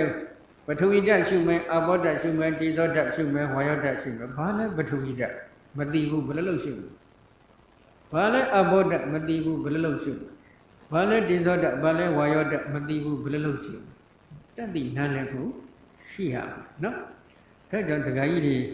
ဒုက္ခသစ္စာဆိုတာကဘာတွေကိုခေါ်တယ်ကြကြနနပထမတရားမကျင့်ခင်မှာတတ်သိနားလည်အောင်သင်ယူထားဖို့တော့မလိုဘူးလားလိုအပ်တယ်ဒါကိုရှုရမယ့်တရားကဘယ်တရားတွေဆိုတာဘာမှမသိပဲနဲ့တရားသူများကိုထိုင်လို့ဝင်ထိုင်လိုက်တယ်ကိုလည်းဘာမှလည်းမသိဘူးထွက်လာတော့မေးကြည့်ဒုက္ခသစ္စာဆိုတာဘာလဲမသိဘူးသူတို့သိတာတခုတော့ရှိမယ်နာရာကိုဒုက္ခသစ္စာလို့ပြောတယ်ကြောင့်ဒီနာရာလေးတစ်ခုလောက်ကိုပဲဒုက္ခသစ္စာလို့ဘုရားကဟောတော်မူလို့ရင်မဟုတ်ပါဘူးเนาะခုနကဘုန်းကြီးပြောခဲ့ပြီးပြီအတိတ်လကပိဿုပန်စသည်ဖြင့်17မျိုးသောအထင်အဖြစ်တည်နေတဲ့ဥပါဒณะခန္ဓာ၅ပါးဒီပါသစ္စာလဲဒုက္ခသစ္စာအဲ့ဒီ17မျိုးသောအကျင့်ဖြင့်တည်နေတဲ့ဒီဥပါဒณะခန္ဓာ၅ပါးဆိုတာဘာဒီလဲဆိုတာလောက်ကိုတော့တရားအထုတ်မဲ့ပုဂ္ဂိုလ်ကကြိုတင်ပြီးသင်ယူထားဖို့တော့လိုအပ်ပါတယ်เนาะအလားတူပဲသမုဒိယသစ္စာဆိုတာကကြောင်းကျိုးဆက်တဲ့မှုပရိစ္ဆသမုပ္ပါသဘောတရားတွေဖြစ်လေတော့ဒီကြောင်းကျိုးဆက်တဲ့မှုပရိစ္ဆသမုပ္ပါသဘောတရားအကြောင်းလောက်ကိုတော့အတော်အသင့်နားလည်ထားဖို့လိုတယ်။ကြာကြာနာနာစနစ်တကျထိုးထွင်းသိမြင်ဖို့ကတော့လက်တွေ့ရှုမှနားလည်မှဖြစ်ပါတယ်နော်။နောက်တစ်ခုညာနေတုညာဏပရိဘာနာပရိသမိတာဒုက္ခသစ္စာကိုသိနေတဲ့ဉာဏ်ကိုတစ်ဖန်ပြန်ပြီးသိတယ်သမုဒိယသစ္စာကိုသိနေတဲ့ဉာဏ်ကိုတစ်ဖန်ပြန်ပြီးသိတယ်ဒုက္ခသစ္စာသမုဒိယသစ္စာအစရှိတဲ့ဒီတရားတွေရဲ့အခေါ်အသုံးနှုန်းကိုသိနေတဲ့ဉာဏ်ကိုတစ်ဖန်ပြန်ပြီးသိတယ်အဲ့ဒါကဘာလဲလို့မေးတော့ဘုန်းကြီးတို့ဝိပဿနာပိုင်းရောက်တဲ့အချိန်ခါမှာဥပမာဒုက္ခသစ္စာရှင်းထဲမှာယုတ်တရားပါတယ်ယုတ်တရားတွေရဖြစ်ပြီးပြည့်နေတဲ့သဘောကိုဉာဏ်နဲ့မြင်အောင်ကြည့်ပြီးတော့အနိစ္စလို့ရှုအဲ့ဒီအနိစ္စလို့ရှုနေတဲ့ဝိပဿနာဉာဏ်ကိုနောက်ဝိပဿနာဉာဏ်တစ်ခုဖြင့်ပြန်ပြီးတော့အနိစ္စလို့ထပ်ရှုအဲ့ဒီလိုရှုနိုင်မယ်ဆိုရင်ဒုက္ခသစ္စာကိုသိနေတဲ့ဉာဏ်ကိုတစ်ဖန်ပြန်သိတဲ့ဝိပဿနာဉာဏ်တွေထပ်ပြီးမဖြစ်ဘူးလားဖြစ်တယ်အလားတူပဲသမုဒိယသစ္စာအမြင်ရနေတဲ့ကြောင်းကျိုးဆက်နေမှုပရိစ္ဆသမုပ္ပါသဘောတရားတွေကိုလည်းအင်္ဂါရတစ်ခုတစ်ခုကိုဖြစ်ပြီးပြည့်နေတဲ့သဘာဝတွေကိုမြင်အောင်ကြည့်ပြီးတော့အနိစ္စလို့ရှုတယ်ထိုအနိစ္စလို့ရှုနေတဲ့သိနေတဲ့ဉာဏ်ကိုတစ်ဖန်ပြန်ပြီးတော့ဝိပဿနာပြန်ရှုတာပြန်တယ်အဲ့ဒီလိုညာတအမြင်ရနေတဲ့ဒုက္ခသစ္စာတရားသမုဒိယသစ္စာတရားတွေကိုထိုးထွင်းသိနေတဲ့အနိစ္စအချင်းရာဒုက္ခအချင်းရာအနတ္တအချင်းရာကိုထိုးထွင်းသိနေတဲ့ဝိပဿနာဉာဏ်ကိုတစ်ဖန်ပြန်ပြီးတော့နောက်ထပ်ဝိပဿနာဉာဏ်တစ်ခုဖြင့်အနိစ္စဒုက္ခအနတ္တလက္ခဏာသုံးတန်တင်ပြီးရှုနိုင်မယ်ဆိုရင်ဒီပရိဘာဏပရိသမီတာဉာဏ်တော်မြတ်ကိုပါရရှိပြီးဖြစ်တယ်။ပေါင်းလိုက်တော့ပရိသမီတာဉာဏ်ဘယ်နှပါးဖြစ်သွားလဲ၄ပါး။ဒါကြောင့်အရိယသာဝကတိုင်းအရိယသာဝကတိုင်းဒီသစ္စာ၄ပါးကိုထိုးထွင်းသိသလားမသိဘူးလားမေးရင်သိကြတယ်။သိပြီဆိုရင်ဒီပရိသမီတာဉာဏ်တော်မြတ်၄ပါးကိုပါပုဒ်တက်ပြီးမရရှိဘူးလားရရှိတယ်။သို့တော့အလွန်အရှင်းမြင့်တဲ့ပရိသမီတာဉာဏ်တော်ကတော့ပုံစံတစ်မျိုးသွားပါတယ်။ခုဘုန်းကြီးပြောနေတဲ့ပရိသမီတာဉာဏ်ဆိုတာကသစ္စာ၄ပါးနဲ့ဆက်ဆက်နေတဲ့ပရိသမီတာဉာဏ်တော်မြတ်ဖြစ်ပါတယ်နော်သစ္စာဝါဒဒေသနာတော်မှာလာရှိတဲ့ပရိသမီတာဉာဏ်တော်မြတ်ဖြစ်တယ်ပြီးတော့ဒီပရိသမီတာဉာဏ်ရရှိအတွက်ဖြစ်ကြရမယ့်အင်္ဂါရပါရမီကဘယ်နှချက်ရှိလဲ၅ချက်အဲ့ဒီ၅ချက်ထဲမှာနောက်ဆုံးဘဝမှာဖြစ်ကြရမယ့်ပါရမီကတော့အဓိကမခေါ်တဲ့မဉ္ဇဉ်ဘုံဉာဏ်ကိုရရှိခြင်းဖြစ်ပါတယ်သို့တော့ဒီအင်္ဂါရတွေနဲ့ပတ်သက်ပြီးတော့သမောဟဝိရောဓနီအထက်ကရာကစာမျက်နှာ383မှာထူးထူးခြားခြားလေးဖွင့်ဆိုထားတာတစ်ခုရှိတယ်ပရိယာတိသဝနာပရိပု္ပ္ပာဟိပုပ္ပေဟွန်တုဝါမာဝါပုဗ္ဗယောဂိနာပုပ္ပေစေဝဣတရိဟိသသင်္ခါရသမ္မတနာဝိနာပရိသမိဒါနာမအနတ္တိရှင်းရှင်းဘုရားရှင်တို့ရဲ့သာသနာတော်တွင်မှာနံပါတ်1ဘုရားရှင်ရဲ့တရားတော်တွေကိုသိယူခဲ့ခြင်းဆိုတဲ့ပရိယတ္တိဘုရားရှင်ရဲ့တရားတော်တွေကိုရိုးသတိနာယူခဲ့ခြင်းဆိုတဲ့ဘဝနာဘုရားရှင်ရဲ့တရားတော်ရဲ့အ내အဓိပ္ပာယ်ကိုတတ်သိနားလည်အောင်သင်ယူခြင်းအထက်ကရာကိုသိယူခြင်းဆိုတဲ့ပရိပု္ပ္ပာအဲ့ဒီအင်္ဂါရ၃ချက်ကရှိခြင်းလဲရှိခဲ့ပါစေမရှိခြင်းလဲနေပါစေဒါပေမဲ့ဘာတော့ရှိရမလဲပုဗ္ဗယောဂိနာပုပ္ပေစေဝဣတရဟိသသင်္ခါရသမ္မတနာဝိနာပရိသမိဒါနာမနတ္ထိပုဗ္ဗယောဂဆိုတာကတော့ရှိကိုရှိရပုပ္ပေစေဝရှိရှင်ဘုရားရှင်တို့ရဲ့သာသနာတော်တွင်မှာပဲဖြစ်ဖြစ် Edrahisa, Yaku Pisoban, Piachi, Anaro Rimpa, Pipi, then Kara Damatana, Duka Disa, Muria Disa, Amia did it, then Kara Diadigo, and Isa Duka, another Lakana, don't that she was don't that in Lungan Yago, Wina, Jim Fair. Badina Mida Nama, Badina Mida, Nalibago, Yashi Jim be the Nati Meshizagoma. You know, she be as you do yet, Lanaro, Dwima, then Karadiadigo, Nisa took another Lakna, don't that she was don't that chance so that then Kara, Namadana, Lunga yet, she get poor. Yakum Yamo keep Biso Bampiachi, Lanaro, Dwima, then Karadiadigo, Nisa took another Lakna, don't that David, we but she was don't that chance so that Lunga yet, she up. Adi Lunga Nakune, Game Video, Brida Mida, Yan Libago, Yachi Jensura, Beluma, Machinago, Pendado Jigai, Maidi, Jangan, Tidanaro, Tatigo, Yogi Hudradia, Shiva, Dralo, May, and Pelukijam, Shibu Loreno, Hodamala. Lumia Abione, Luan Bido, a chain go Neburo, take Maconha, Mafilo, Poido, the Naliga, take to that party. Then to don't a chain Kalima Mimigas. Yada a chain lego, go got video, Diabavanaji, and you go one year at Gaya, Chide, Papilole, Lulu Masona Kadi.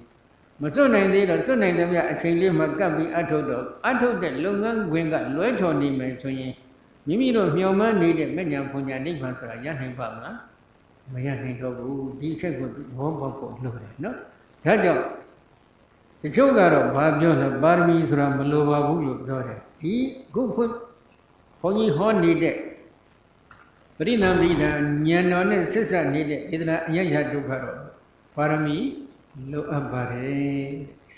Airo, Palauti, Lo Adela Surane, but then Lo Garo, Tanga Myama. A DJ Sansentara, Machi, Namoha, we don't need Tangrangaro. She said, Viaji, Danaro Dream, Tomo.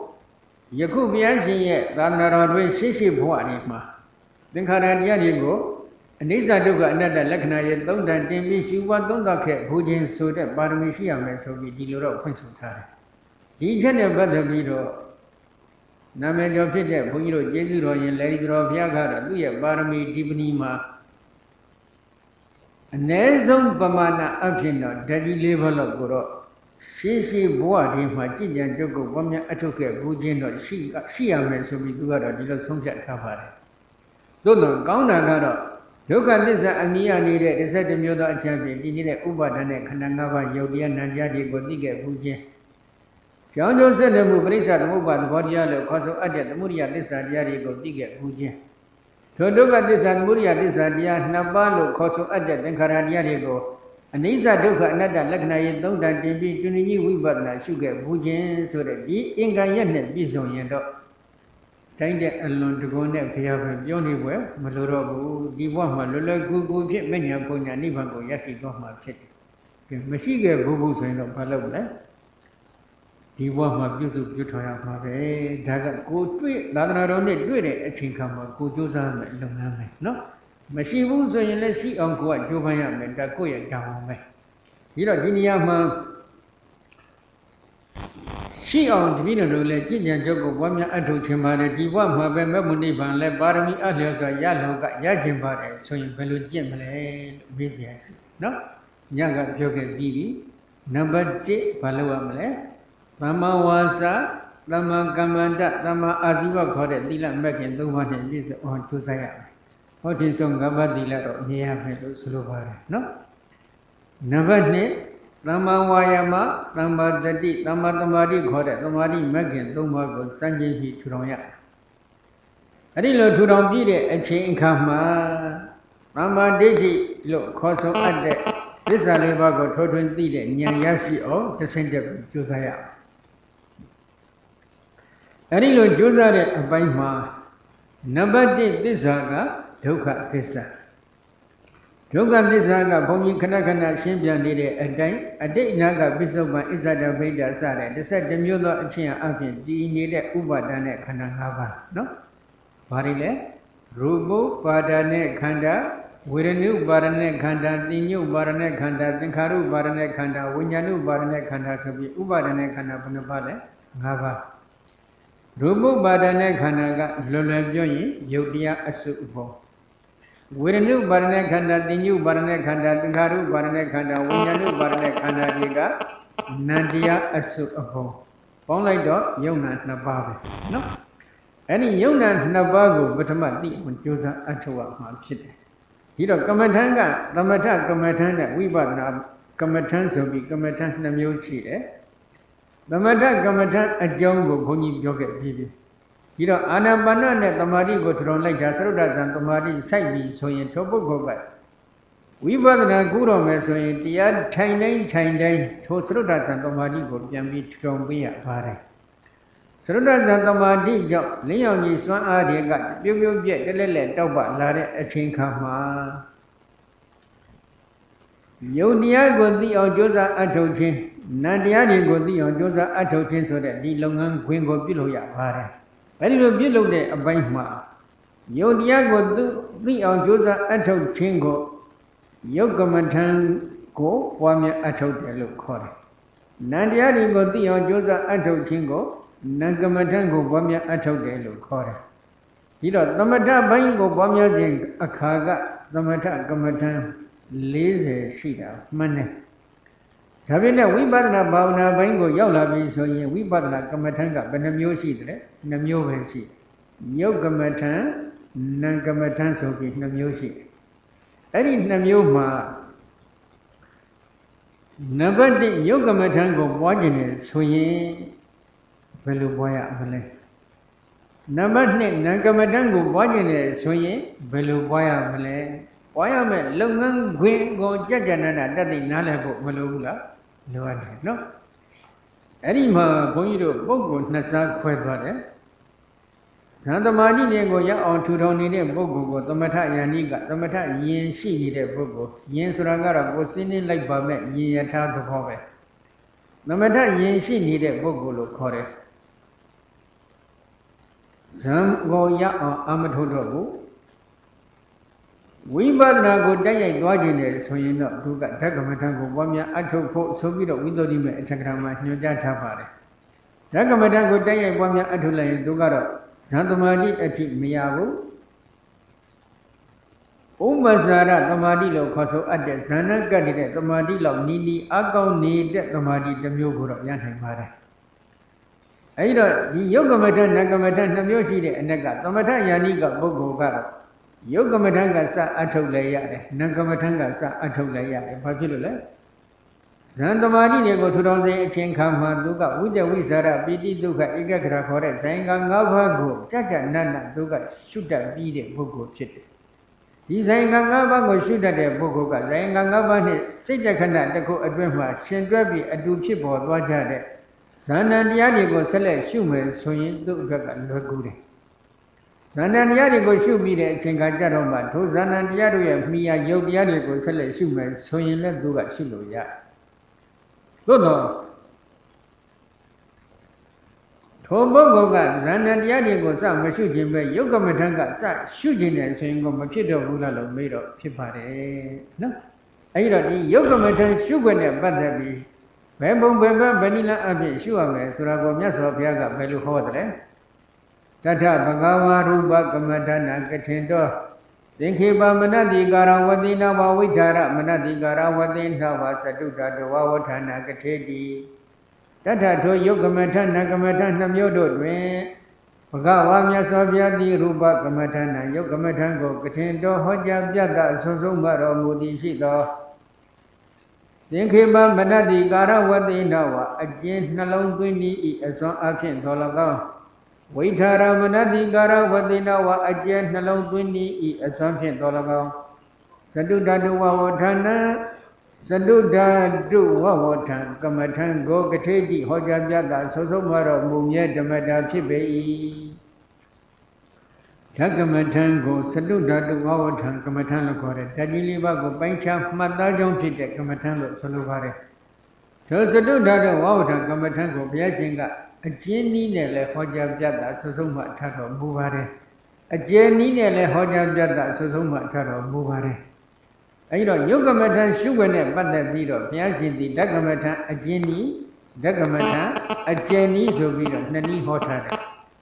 အဲ့ဒီနှစ်နည်းမှာမိမိတို့ကြိတ်နှစ်သက်တဲ့နည်းနဲ့ရှုနိုင်ပါတယ် ဓကမထအကျဉ်းကြီးကိုနာမည်ကျော်ဖြစ်တဲ့မဟာသတိပဋ္ဌာန်သုတ်တံမှာမြတ်စွာဘုရားကဟောကြားပြတာစုဆုံးမှထားတော်မူပါတယ်ဓကမထအကျယ်ရှုပွားနည်းကိုတော့မဟာယောင်လောဝါဒသုတ်တံဓာတုဝိပင်ကသုတ်တံအမိဓမ္မဓာတုဝိပင်ပါဠိတော်တို့မှာဟောကြားပြတာစုဆုံးမှထားတော်မူပါတယ်အရှင်သာရိပုတ္တရာကိုရောမြတ်ကြီးကလည်းမဟာဟတ္တိဗဒောဗမသုတ်တံမှာဓကမထအကျယ်ရှုပွားနည်းတွေကိုစနစ်တကျဟောကြားပြတာစုဆုံးမှထားတော်မူခဲ့ဘူးပါတယ်ဒီတော့မိမိတို့ကယုတ်တရားကိုရှုလို့မယ်ဆိုရင်ဓကမထကိုရှုဖို့မလိုဘူးလားလိုအပ်နေတယ်ယုတ်တရားတော့ရှုတဲ့ဓကမထမရှုဘူးဘုရားရှင်ဆိုလိုတဲ့ယုတ်ကိုသိဖို့မလွယ်တော့ဒီတော့ဘုရားရှင်ဆိုလိုနေတဲ့ယုတ်တရားတွေကိုမိမိတို့ကဟုတ်တိုင်းမှန်စွာသိကျင်ပါတယ်ဆိုရင်ဘုရားရှင်ဟောကြားပြတာဆုဆုံးမှာတော့မူသည့်အတိုင်းဓကမထကိုရှုဖို့တော့မလိုဘူးလားလိုအပ်တယ်အဲ့တော့ဓကမထအကျဉ်းကြီးကိုဒီညဘုန်းကြီးဟောဖို့စတဲ့ပြီးဟောဖို့ရည်ရွယ်ထားပါတယ်ဓကမထအကျဉ်းကြီးကိုမြတ်စွာဘုရားဒီမဟာသတိပဋ္ဌာန်သုတ်တံမှာဟောကြားပြတာဆုဆုံးမှတော့မူပါတယ်ဘယ်လိုဟောလဲအတ္တိဣမသမိန်္ဂာယေပထဝီဓာတုအာဘောဓာတုတေဇောဓာတုဝါယောဓာတုတိပုဏ္ဏသပရံဘေကွေဘေခုဣမမေဝကာယယထတိတံယတပဏိဟိတံဓာတုသောပစ္စဝခတိအတ္တိဣမသမိန်္ဂာယေပထဝီဓာတုအာဘောဓာတုတေဇောဓာတုဝါယောဓာတုတိဘိက္ခွေจิตယံတို့ပုဏ္ဏသပရံနောက်တစ်မျိုးသောကဘိက္ခုယောဂဝါစရယဟံတော်သည်ယထထိတံတိမြဲတိုင်းသောယထပဏိဟိတံထမြဲတိုင်းသောဣမမေဝကာယဤရူပကာယကြီးကိုပင်လျင်ဓာတုသောဓာတဘောအစုပုံအဖြစ်ဣမသမိန်ကာယေဤရူပကာယ၌ပထဝီဓာတုပထဝီဓာတ်သည်အဘောဓာတုအဘောဓာတ်သည်တိဇောဓာတုတိဇောဓာတ်သည်ဝါယောဓာတုဝါယောဓာတ်သည်အတ္တိစီဣတိဤသောဓာတုသောဓာတဘောအဖြစ်ပစ္စဝခတိအတိအတိတလုံးစီနှလုံးစီရှုပွားသုံးသဆင်းကြီး၍နေပေ၏ရရင်ရတဲ့အတိုင်းထိုင်ရင်ထိုင်တဲ့အတိုင်းသွားရင်သွားတဲ့အတိုင်းအိပ်ရင်အိပ်တဲ့အတိုင်းကြီးမြဲတိုင်းထမ်းမြဲတိုင်းဖြစ်တဲ့ဒီခန္ဓာကိုယ်ကြီးထဲမှာ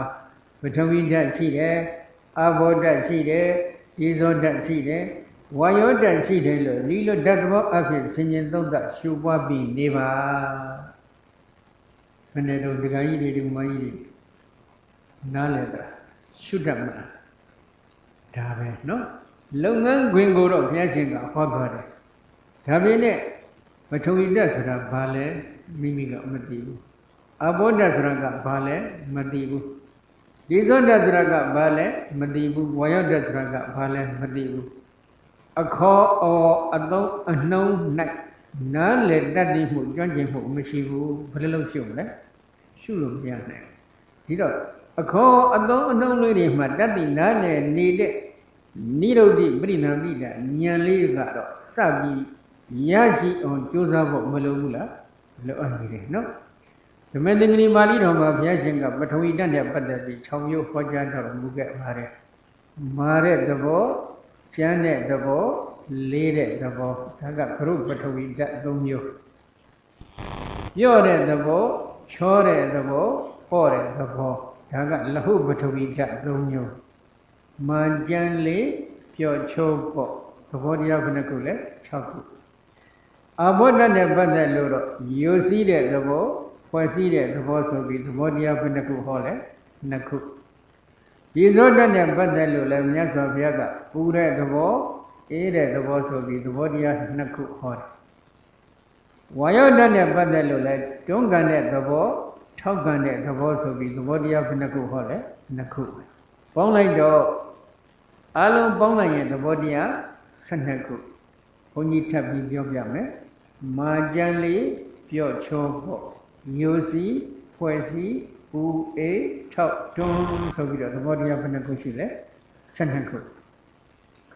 အဲ့ဒီသဘောတရား12ခုကိုရရင်ရက်တဲ့အတိုင်းမြင်အောင်ရှုရမယ်ထိုင်ရင်ထိုင်တဲ့အတိုင်းမြင်အောင်ရှုရမယ်အိပ်ရင်အိပ်တဲ့အတိုင်းမြင်အောင်ရှုရမယ်သွားရင်သွားတဲ့အတိုင်းမြင်အောင်ရှုရမယ်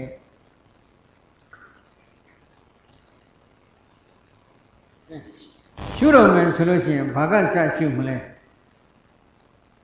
ပါရမီလည်းရှိမယ်ဉာဏ်လည်းထက်မယ်ဆိုရင်ပေါ့လေသမာဓိထူထောင်ပြီးတဲ့အခါ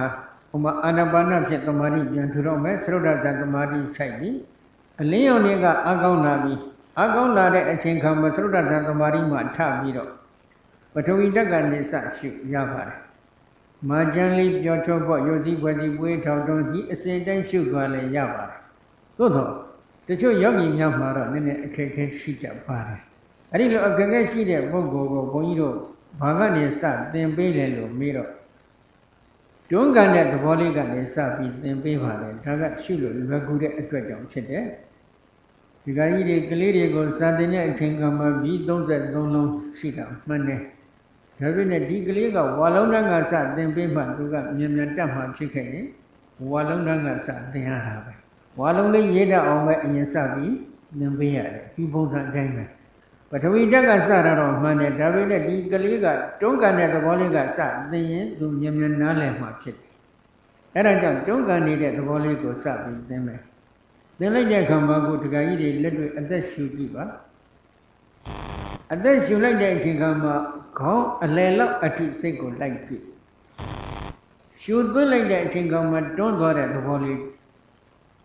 ရှူထုတ်လိုက်တဲ့အချိန်ခါမှာတွန်းပြီးထွက်လာတဲ့သဘောလေးကိုမြင်အောင်ကြည့်ပါလွယ်ကူပါတယ်အကယ်၍မမြင်ဘူးဆိုလို့ရှိရင်သွားလေးခြေသွားလေးနှစ်ခုကိုနည်းနည်းလေးဖိထားကြည့်ပြန်ပြီးတော့အသက်ရှူကြည့်ပါတွန်းကန်နေတဲ့သဘောတွေ့နိုင်တယ်အဲ့ဒီလိုတွေ့ပြီဆိုရင်တွန်းကန်တဲ့သဘောလေးအပေါ်မှာစိတ်ကလေးကိုညင်အောင်ခဏကပ်လိုက်ကပ်လိုက်ပြီးတွန်းကန်တဲ့သဘောကောင်းအလယ်လောက်မှာစိတ်ကလေးကပ်ပြီးကြည့်လိုက်မယ်ဆိုရင်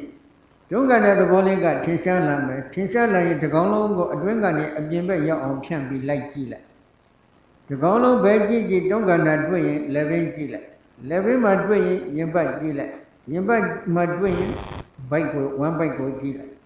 အဲ့ဒီနီးအဖြစ်တပြေးပြေးလက်တွေချီတွေကိုဒီကောင်လုံးပြတ်အောင်ပြန်ကြည့်ရတွန်းကန်တဲ့သဘောကိုဒီကောင်လုံးမြင်ပြီဆိုရင်ခြေထောက်ကနေခေါင်းကနေခြေထောက်အထိထက်ခါရှုပေးပါသွားရင်လည်းခြေထောက်ကလေးကိုမြေကြီးထောက်ပြီးနင်းလိုက်တဲ့အခါမှာတွန်းနေတဲ့သဘောဒီကောင်လုံးမြင်အောင်ကြည့်ရလက်ကလေးကွေးလိုက်ရင်လည်းကွေးလိုက်တဲ့အခါမှာတွန်းတဲ့သဘောဆန့်ရင်လည်းဆန့်တဲ့အခါမှာတွန်းနေတဲ့သဘောမြင်အောင်ကြည့်ရသမင်းစားတဲ့အချိန်ခါမှာလည်းဝါတယ်ဝါလိုက်ရင်အပေါ်သောနဲ့အောက်သောဖိပြီးတွန်းနေတဲ့သဘောကိုမြင်အောင်ကြည့်ပါတွန်းတာတွေ့ပြီဆိုရင်တွေ့တဲ့တရားကစပြီးဒီကိုယ်လုံးကိုမြင်အောင်လိုက်ကြည့်ပေးရပါတယ်အဲ့ဒီတွန်းတဲ့သဘောတစ်ခုကိုနည်းနည်းနားလည်ပြီဆိုရင်ဘုန်းကြီးတို့သွားတစ်ခုကိုအသာလေးဖိထားကြည့်မာနေတယ်မာတဲ့သဘောလွယ်လွယ်လေးနဲ့တွေ့နိုင်တွန်းတဲ့သဘောလေးနဲ့မာရာလေးနဲ့နှစ်ခုတွဲပြီးရှုလိုက်မယ်ဆိုရင်တွန်းနာလေးကရှုနေကြဖြစ်လို့ဒီကုလုံးကိုမြင်အောင်မြန်မြန်ဆန်းဆန်းရှုနိုင်တဲ့အခါပြန့်နှံ့သွားတဲ့အခါမာရသဘောလေးလည်းတွန်းနာနဲ့တွဲပြီးတော့ဒီကုလုံးပြန့်သွားလိုက်တွန်းနာနဲ့မာရရပြီဆိုရင်အပေါ်သောထိတ်ကလေးကိုရှာလေးနဲ့အသာလေးပုတ်ကြည့်ပါကျန်းနေတဲ့သဘောတွေ့နိုင်နော်အပေါ်အန်သွားလေးကိုပုတ်ကြည့်လိုက်ကျန်းနေတယ်အဲ့ဒီမှာတွန်းတဲ့သဘောမာတဲ့သဘောကျန်းတဲ့သဘောသုံးခုတွဲပြီးရှုလိုက်ဒီကုလုံးပြန့်အောင်မြင်အောင်ရှုပါဒီကုလုံးတွန်းတဲ့သဘောမာတဲ့သဘောကျန်းတဲ့သဘောရပြီဆိုရင်လေးတဲ့သဘောတစ်ခုတိုးရှုခန္ဓာကိုယ်အောက်ပိုင်းကိုကြည့်လိုက်ရင်ထိုင်တာကြာရင်လေးနေတာတွေ့နိုင်ပါတယ်မတွေ့ရင်လည်းလက်ကလေးနဲ့မိမိပေါင်းပေါ်ကိုအသာလေးဖိကြည့်လိုက်ရင်လေးတဲ့သဘောတွေ့နိုင်တယ်တွန်းတဲ့သဘောမာတဲ့သဘောကျန်းတဲ့သဘောလေးတဲ့သဘောအဲ့ဒီသဘောတစ်ခုလေးခုရပြီဆိုရင်နောက်တစ်ခုလွယ်တာကသူတို့နဲ့တွဲနေတာကတော့ထောက်ကန်တဲ့သဘောတစ်ခုဖြစ်ပါတယ်ဒါကဝါယောဓာတ်ရဲ့သဘာဝလက္ခဏာတစ်မျိုးပဲထောက်ကန်တဲ့ဆိုတာကခုလိုခန္ဓာအိမ်ထိုင်ထားတဲ့အချိန်ခါမှာငြိမ်နေအောင်ထိန်းထားတဲ့သဘောပဲဒီသဘောလေးကိုညာထဲမှာမထင်ဘူးဆိုလို့ရှိရင်မာရာလေးနဲ့တွဲရှုပါမာရနဲ့တွဲရှုလို့မှညာထဲမှာနည်းနည်းမထင်လာဘူးဆိုရင်ခန္ဓာကိုယ်ကိုလဲမဲ့ပုံစံလေးဖြစ်နည်းနည်းလေးလှုပ်ကြည့်လိုက်လှုပ်လိုက်တဲ့အခါမှာပြန်ပြီးမလဲအောင်ထိန်းထားတဲ့သဘောလေးတစ်ခုတွေ့နေတယ်ဒါကထောက်ကန်ထားတဲ့သဘောပဲဒီထောက်ကန်မှုမရှိဘူးဆိုလို့ရှိရင်ထိုင်နေရကနေ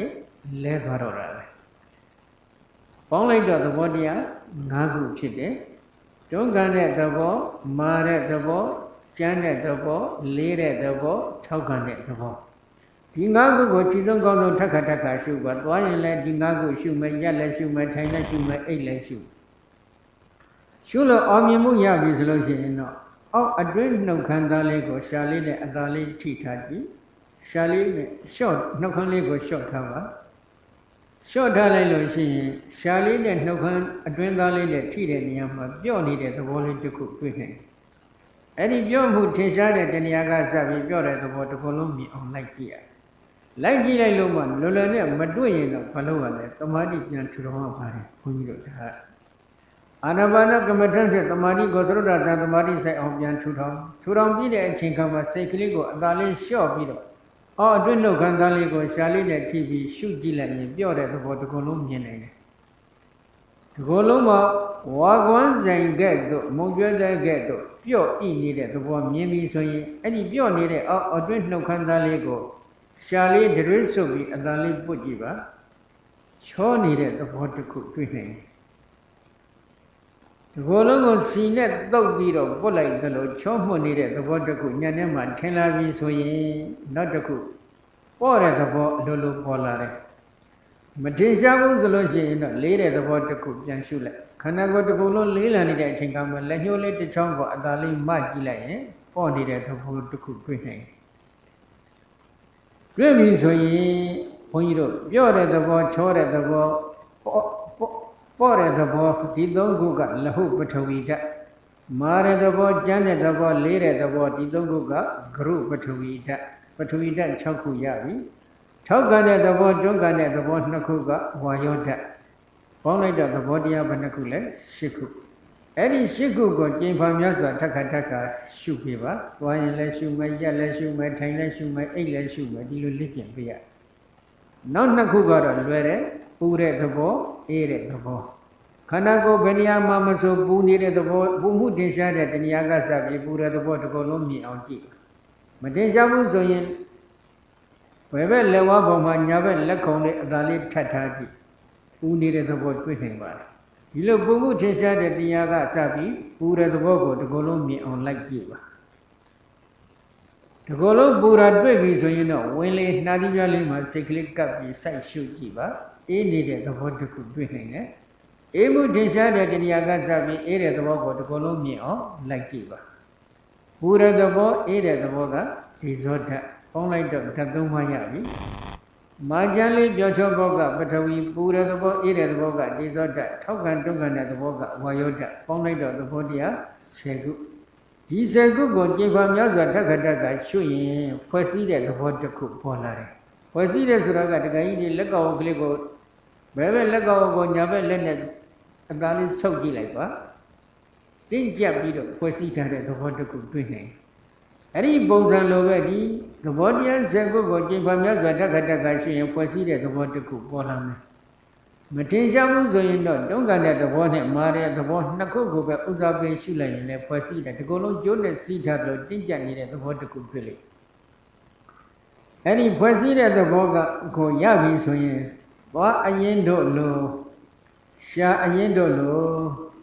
ယိုစည်းမှုထင်ရှားတဲ့တဏှာကစပြီးယိုစည်းနေတဲ့သဘောကိုမြင်အောင်ကြည့်ပါအကယ်၍များ32ခုဓာတ်ကိုရှုထပ်ပြီးတဲ့ယောဂီဖြစ်ခဲ့မယ်ဆိုရင်တော့ပိုလွယ်တယ်သွေးကိုဓာတ်ကိုလှမ်းကြည့်လိုက်ရင်သွေးတွေကတစ်ခုလုံးလက်ပတ်ပြီးစီးဆင်းနေတာကိုမြင်နိုင်ပါတယ်ဖွဲ့စည်းတဲ့သဘောယိုစည်းတဲ့သဘောကအဘောဓာတ်ပေါင်းလိုက်တော့သဘောတရားအထက်ကြီး၄ပါးသဘောတရား12ခုစုံသွားပြီ12ခုစုံပြီဆိုလို့ရှိရင်တော့ဘုရားဟောဒေသနာစဉ်အတိုင်းပထဝီဓာတ်အာဘောဓာတ်တေဇောဓာတ်ဝါယောဓာတ်ဒီအစဉ်အတိုင်းမြင်အောင်ရှုရပါတယ်မာကျန်လေးပြောချောပေါ့ညိုစည်းဖွဲ့စည်းပူအေးထောက်တွန်းဆိုပြီးဒီသဘောတရား12ခုကိုကြိတ်ဖန်များစွာထက်ခါထိဆုံးကောင်းဆုံးရှုပြရသွားရင်လည်းရှုမယ်ရက်လည်းရှုမယ်ထိုင်လည်းရှုမယ်အိပ်လည်းရှုမယ်အဲ့ဒီလိုဇွဲကောင်းကောင်းဖြင့်ရှုဖို့လိုက်ပြီဆိုရင်ဓာတ်တွေကဘယ်လိုဖြစ်လာလဲ1မိနစ်အတွင်းမှာ12လုံးပြည့်ပြီဆိုရင်တစ်ခေါက်1မိနစ်အတွင်းမှာ2ခေါက်3ခေါက်တော့အနည်းဆုံးရတာတတ်ပါတယ်အဲ့ဒါတော့အထိလင်းမြန်ရှုနိုင်ပြီဆိုလို့ရှိရင်တော့မိမိထိုင်နေတာကိုအပေါ်ကရက်ကြည့်တဲ့ပုံစံဖြင့်ဒီကုလုံးကိုခြုံပြီးတော့လှမ်းပြီးကြည့်လိုက်ပါလမ်းကြည့်ပြီးတော့မာကျန်လေးပြောချောပေါ့ယိုစီဝဲစီပွေးတော်တွန်းဆိုတဲ့ဒီသဘောတရားလေးတွေကိုရှုကြည့်လိုက်တဲ့အခါဒီကုလုံးကိုခြုံကြည့်လို့ရသွားတယ် အဲ့ဒီလိုခြုံကြည့်လို့ရပြီဆိုလို့ဓာတ်တွေကပြန်တူလိုတွေ့ပြီဆိုရင်မာကျန်လေးပြောချောဘုတ်ကိုကြည့်ပြီးတော့ပထဝီဓာတ်ယောစီဖွဲ့စည်းကိုကြည့်ပြီးတော့အာဘောဓာတ်ပူအေးကြည့်ပြီးဒီဇောဓာတ်ထောက်တွန်းကြည့်ပြီးဝါယောဓာတ်ဆိုပြီးဒီဓာတ်လေးကိုရှုပြရပါတယ်အဲ့ဒီလိုပထဝီဓာတ်အာဘောဓာတ်ဒီဇောဓာတ်ဝါယောဓာတ်လို့ဒီလိုရှုလိုက်တဲ့အခါမှာဓာတ်လေးပါအာယုံပေါ်နဲ့ဘာဝနာစိတ်ကိုညီဝတ်စွာကပ်ပြီးတည်နေအောင်ကြိုးစားရပါတယ်သမာဓိကိုပြန်ထူထောင်ပေးရထူထောင်လိုက်လို့သမာဓိကတိတ်မထက်မြက်မစိုးချဖြစ်နေတယ်ဆိုလို့ရှိရင်တော့ဘုန်းကြီးတို့အာနာပါနကမ္မထံကိုပြန်ရှုပါအာနာပါနကမ္မထံဖြင့်သရုဒ္ဓဇာသမာဓိစိုက်အောင်ရှုလို့အလင်းရောင်အားကောင်းလို့သမာဓိကအားကောင်းလာပြီဆိုရင်ခုနကဓာတ်ကမ္မထံပြန်ရှုလိုက်အစဉ်တိုင်းမြတ်မာကျန်လေးပြောချောဖို့ယောစီဖွဲ့စည်းပွေးတော်တွန်းဆိုတဲ့ဒီသဘောတရား12ခုကိုကျင့်ပါမြတ်စွာဓာတ်ကရှုလို့အောင်မြင်မှုရတဲ့အခါခြုံကြည့်ပါဒီကိုယ်လုံးကိုငုံကြည့်လိုက်လို့ပြန်တူလိုပေါ်တဲ့အခါမှာ၄ချက်ပြောင်းမှာပထဝီဓာတ်အာဘောဓာတ်ဒေဇောဓာတ်ဝါယောဓာတ်ဒီလိုပြောင်းပြီးသမာဓိကိုထူထောင်ပါထူထောင်လိုက်လို့ဘာဝနာစိတ်ကဓာလေးပါအာယုံ၌ညီဝတ်စွာကပ်ပြီးတည်လာပြီဆိုရင်တော့ဘာဖြစ်လဲဒီကိုယ်လုံးကိုရေခဲတုံးဖန်တုံးမှန်တုံးလို့ကြည်နေတဲ့အတုံးခဲကြီးသွားတွေ့ညကဘုန်းကြီးပြောခဲ့တဲ့အတိုင်းပဲအကြည်ဓာတ်၅ပါးကိုခဏခေါ်တဲ့ရုပ်တုံးရုပ်ခဲတွေမပြိုကွဲမီအတုံးလိုက်အခဲလိုက်ကြီးသွားမြင်မြင်သာဖြစ်ပါတယ်အဲ့ဒီလိုအကြည်ဓာတ်အတုံးခဲလိုက်ကြီးကိုတွေ့ပြီဆိုရင်တော့ထိုအချိန်ခါမှာဘာလုပ်ရမလဲအဲ့ဒီအကြည်ဓာတ်အတုံးခဲမှာတည်ရှိနေတဲ့ဓာတ်လေးပါးကိုမြင်အောင်ဆက်လက်ပြီးသိသိရပါတယ်ဓာတ်လေးပါးကိုဆက်လက်သိသိပြီးတော့ဒီအကြည်ဓာတ်အတုံးခဲမှာတည်ရှိတဲ့ဓာတ်လေးပါးအာယုံ၌ဘာဝနာစိတ်ကိုညှို့စွာကပ်ပြီးတည်နေအောင်တမာတိကိုဆက်လက်ပြီးထူထောင်ပေးရအဲ့ဒီလိုထူထောင်လိုက်တဲ့အချိန်အခါမှာပါရမီအရှင်ဝါအကောင်းနေတဲ့ပုဂ္ဂိုလ်တွေကတော့ဒီအကြည်အတုံးခဲကြီးကခဏအတွင်းမှာပြိုကွဲပြီးတော့ကလပ်အမှုံလေးတွေသွားတွေ့ပါတယ်ပါရမီကနည်းနည်းလေးနှုတ်နေမယ်ဆိုလို့ရှိရင်တော့ထိုပုဂ္ဂိုလ်များအတွက်ရည်ရွယ်ပြီးတော့ဘုရားရှင်ကမဟာယာဝလောဝါဒသုတ်တန်စတဲ့ထထောသုတ်တန်တွေမှာအာဂတဓာတ်ကိုမြင်အောင်ရှုဖို့ဟောကြားထားပါတယ်ဘုန်းကြီးတို့ပဂတိလက်ကိုကြည့်လိုက်ရင်တစ်ဆက်ထဲလို့ထင်ရတော့လဲတတိချာချာစိုက်ပြီးရှုကြည့်လိုက်တဲ့အခါမှာမုံညင်းပေါက်ကလေးတွေမရှိဘူးလားရှိတယ်အာဂတခေါ်တယ်အဲ့ဒီအပေါက်အကြားလေးတွေဟာဒီအကြည်ပြင်းအတုံးခဲမှလည်းအလားတူပဲရှိနေပါတယ်အဲ့ဒီအာဂတဓာတ်ကိုမြင်အောင်ထိုချိန်ကမှဖြစ်ပေါ်နေတဲ့ဉာဏ်အလင်းရောင်ဖြင့်ထိုးဆိုင်ပြီးရှုလိုက်တဲ့အခါအာဂတဓာတ်ကလေးတွေသွားတွေ့အာဂတဓာတ်ဆိုတာကကလာပန္တရပရိစေတရူပဆိုပြီးဒီလိုစာပေကျမ်းဂန်များကဖော်ပြထားပါတယ်ကလတ်တစ်ခုနဲ့တစ်ခုယုတ်ကလတ်တစ်ခုနဲ့တစ်ခုရောရှက်မှုမရှိအောင်ပိုင်းခြားထားတဲ့နေကြားဒေသဖြစ်ပါတယ်အဲ့ဒီနေကြားလေးကိုသွားတွေ့လိုက်တဲ့ဒီပဲနေတဲ့ကလတ်အမှုံလေးတွေကိုစတွေ့ပြီအဲ့ဒီကလတ်အမှုံလေးတွေကဒီကုလုံးအနှံပြားရှိပါတယ်အဲ့ဒီကလတ်အမှုံတွေတွေ့ပြီဆိုရင်ကလတ်တစ်ခုတစ်ခုမှာ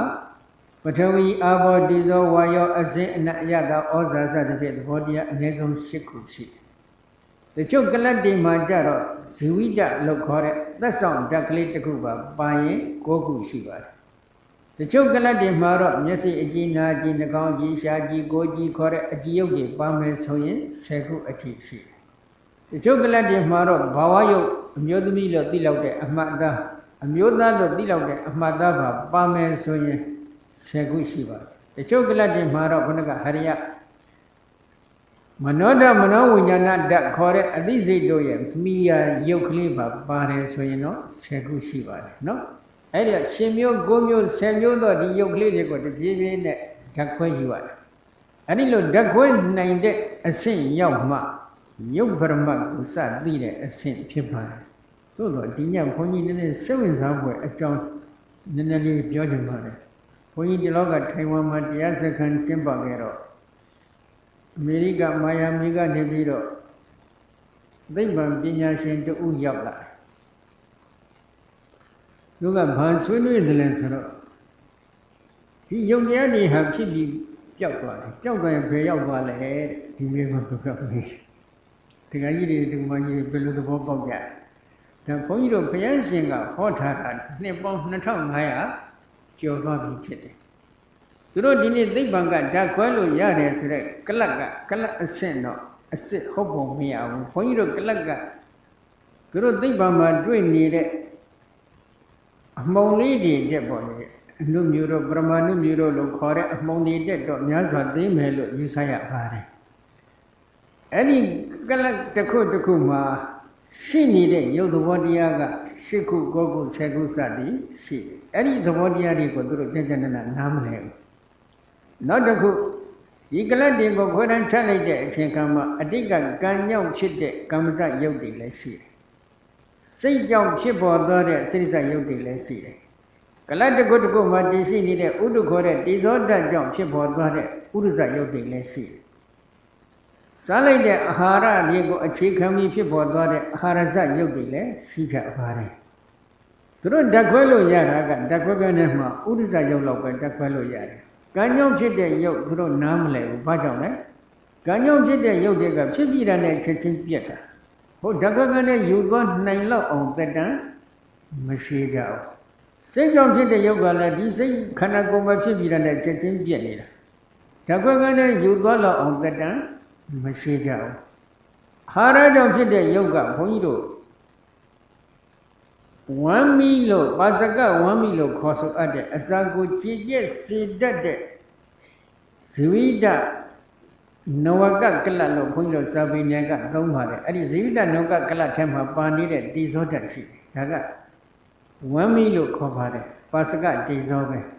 အဲ့ဒီတိဇောဓာတ်အကုန်ကြီးရမှအာဟာရဇယုတ်တွေကယုတ်ကလတ်အသစ်တွေကိုဖြစ်စေ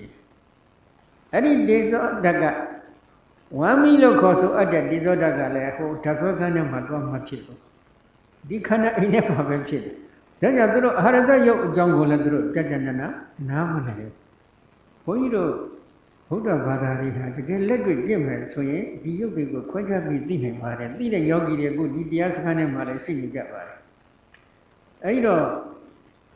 ဘုန်းကြီးတို့ဟာအမှန်တန်ကံကောင်းတယ်လို့ပြောနိုင်တယ်ဒါပေမဲ့နောက်တစ်ခုဘုန်းကြီးကပြောချင်တာကအဲ့ဒီယုတ်တွေဟာဖြစ်ပြီးပြတ်သွားတယ်ဆိုတာလောက်တော့သိတယ်သူတို့ပြတ်သွားပြီးမရှိတော့ဘူးတုံညက်ဖြစ်သွားတယ်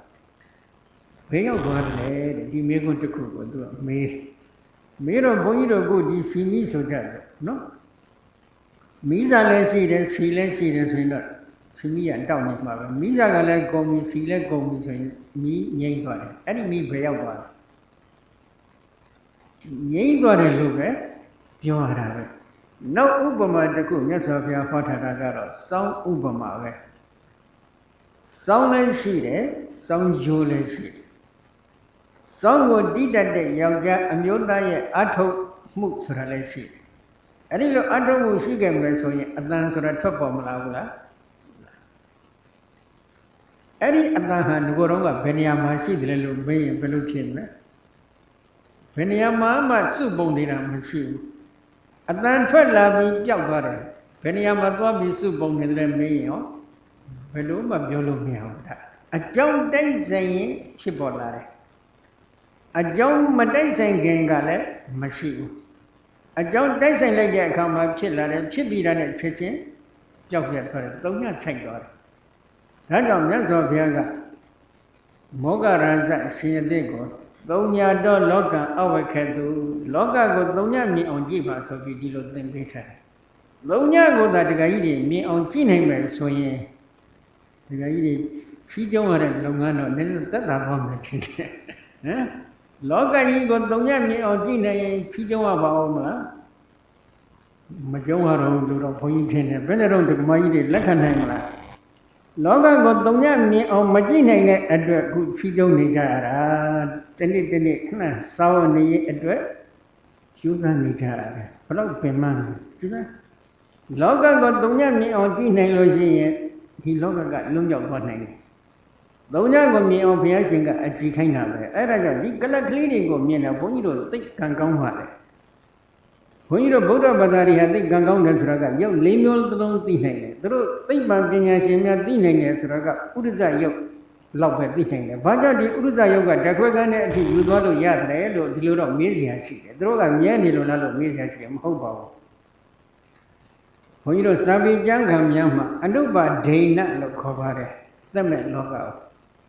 ဒီသက်မဲ့လောကမှာဒီကံပိအဋ္ဌာဏအတွန်းရှိစွာဇက်တဲ့ဖြစ်တယ်ဘယ်လိုဖြစ်တယ်လဲဆိုတော့ဘုန်းကြီးတို့ကဒီအစာအုပ်ကိုလှမ်းပြီးဓာလေးပါစိုက်ကြည့်ပါဗိဓာရှုနိုင်တဲ့ပုဂ္ဂိုလ်အစာအုပ်ဆိုတာမတွေ့ဘူးကလတ်အမှောင်လေးတွေပဲဒါပေမဲ့ဒီကလတ်အမှောင်လေးတွေမှာဓာတ်ခွဲကြည့်ရင်ဒီလိုသက်မဲ့လောကမှာကလတ်တစ်ခုတစ်ခုမှာသဘောတရား၈ခုရှိပါတယ် ပထဝီအာဘောတေဇောဝါယောအစင်းအနအယတာဩဇာဆိုပြီးသဘောတရား၈ခုရှိအဲ့ဒီသဘောတရား၈ခုထဲမှာတေဇောဓာတ်ပါတယ်အဲ့ဒီတေဇောဓာတ်ကနောက်ကလတ်တစ်ခုဖြစ်အောင်ဆင်ကဲကျေစုပြုပေးဒါကတေဇောကိုဥတ္တုလို့လည်းခေါ်တယ်ဒီနေ့ယာတိဥတ္တုပူတယ်ဒီနေ့ယာတိဥတ္တုအေးတယ်ပူရာအေးတာကိုဥတ္တုလို့လည်းခေါ်တယ်ပူရာအေးတာကိုတေဇောလို့လည်းခေါ်တယ်အတူတူပဲဒီပူတဲ့အေးတဲ့တေဇောဓာတ်ကကလတ်အသစ်ကိုဖြစ်စေနိုင်တဲ့စွမ်းအားရှိနောက်ကလတ်ထဲမှာလည်းအသစ်ဖြစ်လာတဲ့ကလတ်ထဲမှာလည်းဓာတ်ခွဲကြည့်သဘောတရား၈ခု၈ခုထဲမှာလည်းတေဇောပါတယ်ဒီတေဇောကလည်းနောက်ထပ်ကလတ်တစ်ခုကိုထပ်ဖြစ်စေရတယ်အဲ့ဒီနည်းအဖြစ်ဒီကံပိအတ္တနာအတွန်းရှိစွာဆက်လက်ပြီးဖြစ်စေတယ်မဖြစ်စေနိုင်တော့ဘူးဆိုရင်တော့တဖြည်းဖြည်းဆွေးမြေ့သွားတာပဲဆွေးမြေ့ပြီးကြောက်ွယ်သွားတာပဲဒီတော့သက်မဲ့လောကမှာကခொနကသဲဆောင်လို့ရတယ်ဆိုတာကအသစ်ဖြစ်နေတဲ့ယုတ်ကလတွေကိုယ်တာသဲဆောင်လို့ရတယ်မူလဖြစ်ရင်းစွဲဖြစ်တဲ့အဟောင်းဖြစ်တဲ့ယုတ်ကလကိုသဲဆောင်လို့ရလားမဟုတ်ဘူးသူကစက္ကဖြစ်နေလို့သဲဆောင်လို့ရတယ်ပရမတ်ကိုဉာဏ်မမြင်သေးတဲ့အတွက်ပရမတ်ကိုဉာဏ်အမြင်မဆိုင်သေးတဲ့အတွက်ကြောင့်သဲဆောင်လို့ရတယ်လို့ဒီလိုစိတ်ထဲထင်ရတယ်တကယ်တော့သဲဆောင်လို့ရတာဟုတ်သလားမဟုတ်ဘူးသူအသစ်စက္ကဖြစ်နေတာပဲအဲ့တော့ဒီအသစ်စက္ကဖြစ်နေတဲ့သဘာဝတစ်ခုကိုမြင်အောင်ကြည့်လိုက်တဲ့အခါမှာဒီသဘာဝတွေကဖြစ်ပြီးတာနဲ့ပြတ်သွားတယ်ဘာမှမရှိတော့ဘူးသုံးညဖြစ်သွားတယ်အဲ့ဒီသုံးညသဘောကိုသာမြင်အောင်ကြည့်နိုင်မယ်ဆိုရင်လောကကြီးကလွတ်မြောက်သွားမယ်ဒါကြောင့်မြတ်စွာဘုရားကဒီမောဂရတခြေသက်ကိုသုံးညမြင်အောင်ကြည့်ပါဆိုပြီးတော့ဟောထားတယ်ပြီးတော့ဒီယုတ်လောကမှာကံကြောင့်ဖြစ်တဲ့ယုတ်စိတ်ကြောင့်ဖြစ်တဲ့ယုတ်ဥဒုကြောင့်ဖြစ်တဲ့ယုတ်အာဟာရကြောင့်ဖြစ်တဲ့ယုတ်ဒီ၄မျိုးရှိတော့ဘယ်လိုကံကြောင့်ဖြစ်တယ်လဲဆိုတာသိခြင်းဒုတိယသစ္စာလို့ခေါ်ဆိုအပ်တဲ့သမုဒိယသစ္စာအမြင်ရနေတဲ့ကြောင့်ကျွတ်တဲ့ဘုပရိစ္ဆသမုပ္ပါသဘောတရားကိုဆက်ရှုရမှာဖြစ်ဒီတော့ဒီပရိစ္ဆသမုပ္ပါကိုမရှုခင်မှာယောဂီပုဂ္ဂိုလ်ကဒီယုတ်လောကကိုခုလိုဓာတ်ခွဲနိုင်ပြီးစနစ်တကျယုတ်တွေကိုရှုနိုင်ပြီဆိုရင်တော့ဘုန်းကြီးတို့စာပေနယ်သုံးဝဟရအရပြောရင်အလုံးသဘောတူရစုပေါင်းလိုက်ရင်ယုတ်28မျိုးပေါ့ယောက်ျားမိန်းမမခွဲဘဲနဲ့ခြုံပြောရင်တော့ယုတ်28မျိုးခွဲပြီးပြောမယ်ဆိုရင်တော့အမျိုးသားမှာယုတ်29မျိုးဘာဝယုတ်က1မျိုးပဲရှိပါတယ်နော်အမျိုးသမီးမှာလည်းယုတ်29မျိုးဖြစ်တယ်အမျိုးသမီးဘာဝယုတ်အမျိုးသားဘာဝယုတ်နှစ်ခုပါပေါင်းလိုက်မှယုတ်28ပါးပြည့်ပါတယ်အဲဒီတော့အဲ့ဒီယုတ်ဒီကိုစနစ်တကျသိချာဓာတ်ခွဲပြီးသိသိနိုင်ပြီးတဲ့ယောဂီပုဂ္ဂိုလ်ကိုနာကမ္မဋ္ဌာန်းကိုပြောင်းသိသိဖို့မြတ်စွာဘုရားကဟောကြားပေးပါတယ်နာကမ္မဋ္ဌာန်းပြောင်းသိသိတဲ့အပိုင်းမှာနာကမ္မဋ္ဌာန်းသိသိနည်းက3နည်းရှိပါတယ်ဟတ္တကနေစပြီးသိသိတဲ့နည်းစနစ်ကတစ်ခုဝေဒနာကစသိသိတဲ့နည်းစနစ်ကတစ်ခုအသိစိတ်ဝိညာဉ်ကနေစပြီးသိသိတဲ့နည်းစနစ်ကတစ်ခုဆိုပြီးတော့နည်းစနစ်3မျိုးရှိတယ်အဲ့ဒီ3မျိုးကိုသိသိတော့မဲ့ပုဂ္ဂိုလ်ကဖတ်တာကနေစသိသိလဲဖတ်တာတစ်လုံးနဲ့သိသိရတာတော့မဟုတ်ဘူးစိတ်တခဏတစ်ခုအတွင်းမှာအတူရှင်တွဲဖြစ်ပေါ်သွားတဲ့စိတ်စိတ်တွေကိုပုံစံအောင်မဲ့ဆက်လက်သိသိရတယ်ဝေဒနာကနေစသိသိရင်လည်းအစာပိုင်းမှာတော့ဝေဒနာကစတာမှန်တယ်သို့တော့ဝေဒနာတစ်ခုတည်းသိသိရတာတော့မဟုတ်ဘူးဝေဒနာနဲ့ရှင်တွဲပြီးဖြစ်ပေါ်နေတဲ့စိတ်စိတ်တွေစိတ်တခဏတစ်ခုအတွင်းမှာအတူရှင်တွဲဖြစ်ပေါ်သွားတဲ့စိတ်စိတ်တွေကိုပုံစံအောင်မဲ့ဆက်လက်သိသိရတယ်အသိစိတ်ကနေစသိသိခြင်းလဲအစာပိုင်းမှာတော့အသိစိတ်ကိုဥစားပေးရှုပါသို့တော့အသိစိတ်ကိုသိသိနိုင်တဲ့ပုဂ္ဂိုလ်ကအသိစိတ်တစ်ခုတည်းရှုရတာတော့မဟုတ်ဘူးအသိစိတ်နဲ့ရှင်တွဲပြီးဖြစ်ပေါ်သွားတဲ့စိတ်တခဏအတိုင်းမှာတည်ရှိနေတဲ့စိတ်စိတ်တွေကိုပုံစံအောင်မဲ့ဆက်လက်ပြီးရှုပါသုံးသပ်ပေးရပါတယ်အဲဒီလိုရှုပါသုံးသပ်တဲ့အပိုင်းမှာဘုန်းကြီးတို့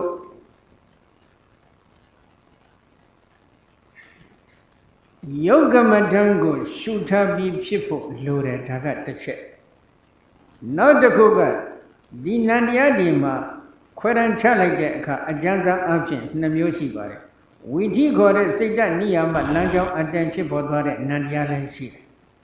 ဝိဓိရဲ့ပြင်ဘက်မှာဘဝရဲ့စိတ်အစဉ်မပြတ်စရေးအတွက်ဖြစ်ပေါ်နေတဲ့ဝိဓိမုတ်စိတ်ဝိဓိမှာအလွတ်ဖြစ်တဲ့စိတ်စိတ်တွေလည်းရှိကြတယ်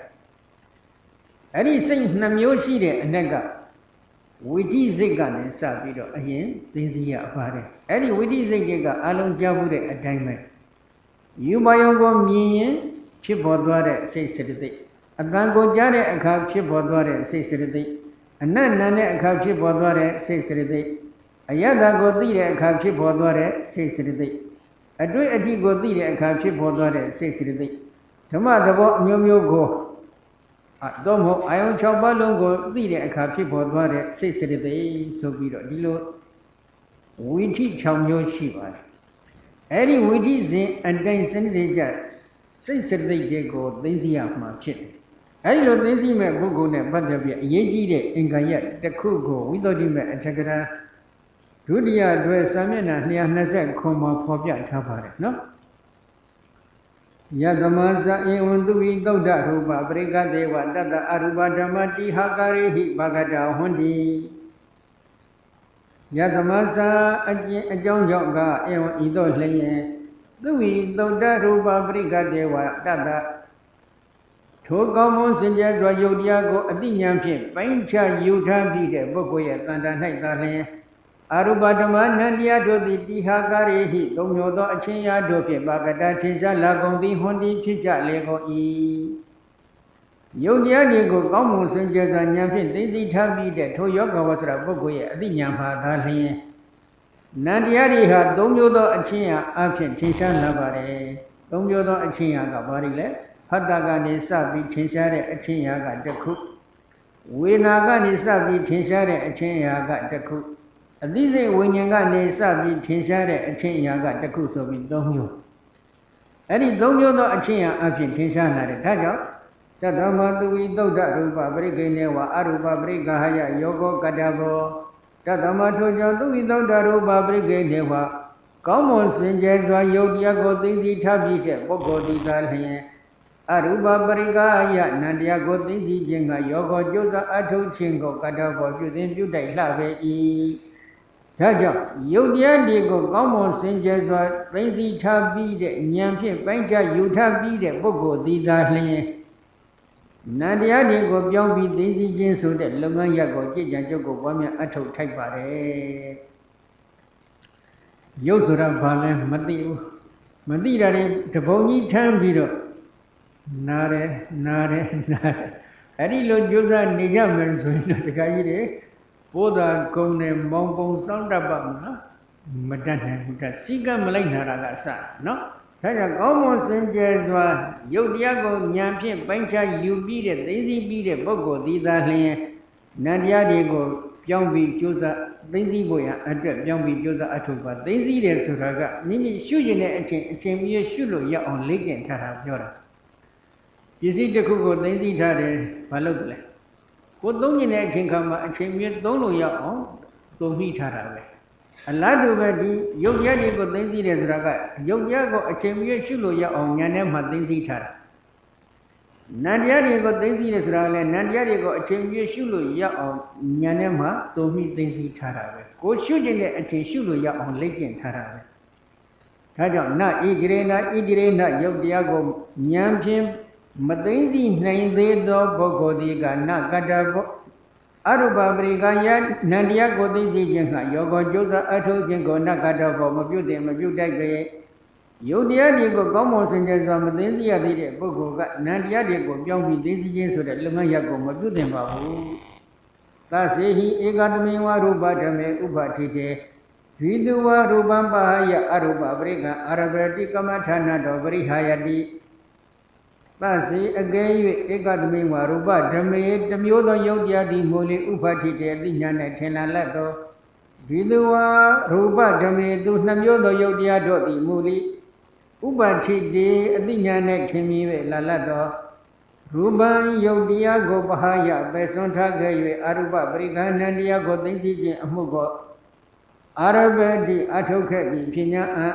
ကမထာနာတောကမထာမှပရိဟာယတိဆုပ်ယုတ်ပစ္စည်း၍တွတ်တတ်ပေ၏ယုတ်ကလေးတစ်လုံးလောက်ပဲသိသေးတယ်ပူရာအေးဓာလေးလောက်တော့သိတယ်ပေါ့ယုတ်ကလေးနှလုံးလောက်ပဲသိသေးတယ်ပူတယ်အေးတယ်မာတယ်ပြော့တယ်ဒီလောက်တော့သိသေးတယ်အဲ့ဒီလိုယုတ်ကလေးတစ်လုံးနှလုံးလောက်သိုံနဲ့ယုတ်တရားကိုဆက်လက်မရှုတော့ပဲနာကမထံကိုပြောင်းပြီးရှုလိုက်ရင်တော့ကမထာနာတောပရိဟာယတိကမထံမှဆုပ်ယုတ်ပစ္စည်းသွားမယ်ဒီခါကြီးတွေလည်းရှုဘူးကြပါလိမ့်နော် ပူရာအေးရာလေးတွေကိုစိုက်ရှုပြီးသိပြီးတဲ့အခါမှာဝေဒနာပြောင်းပြီးစိုက်ရှုလိုက်တယ်အဲ့ဒီလိုရှုတဲ့ပုဂ္ဂိုလ်ကခေါင်းကကလတ်မြင်ပါသလားလို့မေးရင်ဘယ်နဲ့ဖြေမှာကလတ်လည်းမမြင်ဘူးကလတ်တစ်ခုတစ်ခုဓာတ်ခွဲနိုင်ပါလားလို့မေးတော့လေဓာတ်လည်းမခွဲနိုင်ကလတ်မှမမြင်တဲ့ပုဂ္ဂိုလ်ကကလတ်ဘယ်လိုလုပ်ဓာတ်ခွဲလို့ရရုပ်ပရမဘယ်လိုမှမသိနိုင်ဘူးနန္တရားဒီကောဝိဓိခေါ်တဲ့စိတ်အစဉ်တည်းရှုတတ်ဗလားမေးရင်မရှုတတ်ဘူးသူနာတာလောက်တော့သိ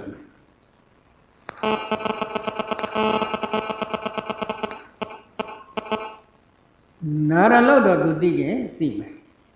ဒီသဘောလောက်ပဲရှိဒါကြောင့်သူကကမ္မထာနာတော့ပရိဟယတိအဲ့ဒီလိုရှုမယ်ဆိုရင်ကမ္မထာနေဆိုးရုံပျက်စီးသွားမယ်ရုပ်လည်းမသိဘူးနာမ်လည်းမသိဘူးဒီလိုဖြစ်သွားမယ်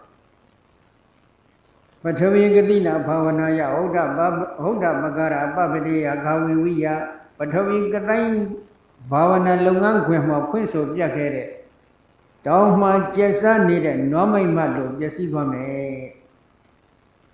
ဒီဥပမာလေးကမြတ်စွာဘုရားဟောကြားတော်မူခဲ့တဲ့အင်္ဂုတ္တပါဠိတော်မှာဟောတော်မူတဲ့ပပရိယဂါဝီသုတ်တံဆိုတဲ့သုတ်တံတစ်ခုရှိပါတယ်ထိုသုတ်တံကိုကိုးကားပြီးအထက်ကရာကဖွင့်ဆိုနေခြင်းဖြစ်တဲ့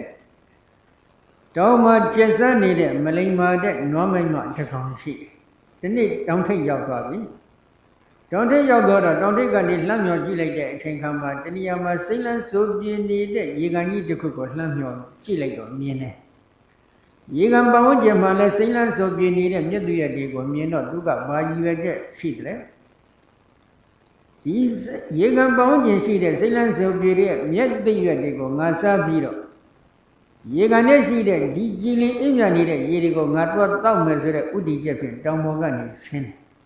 ဆင်းလိုက်တဲ့အချိန်ကမှ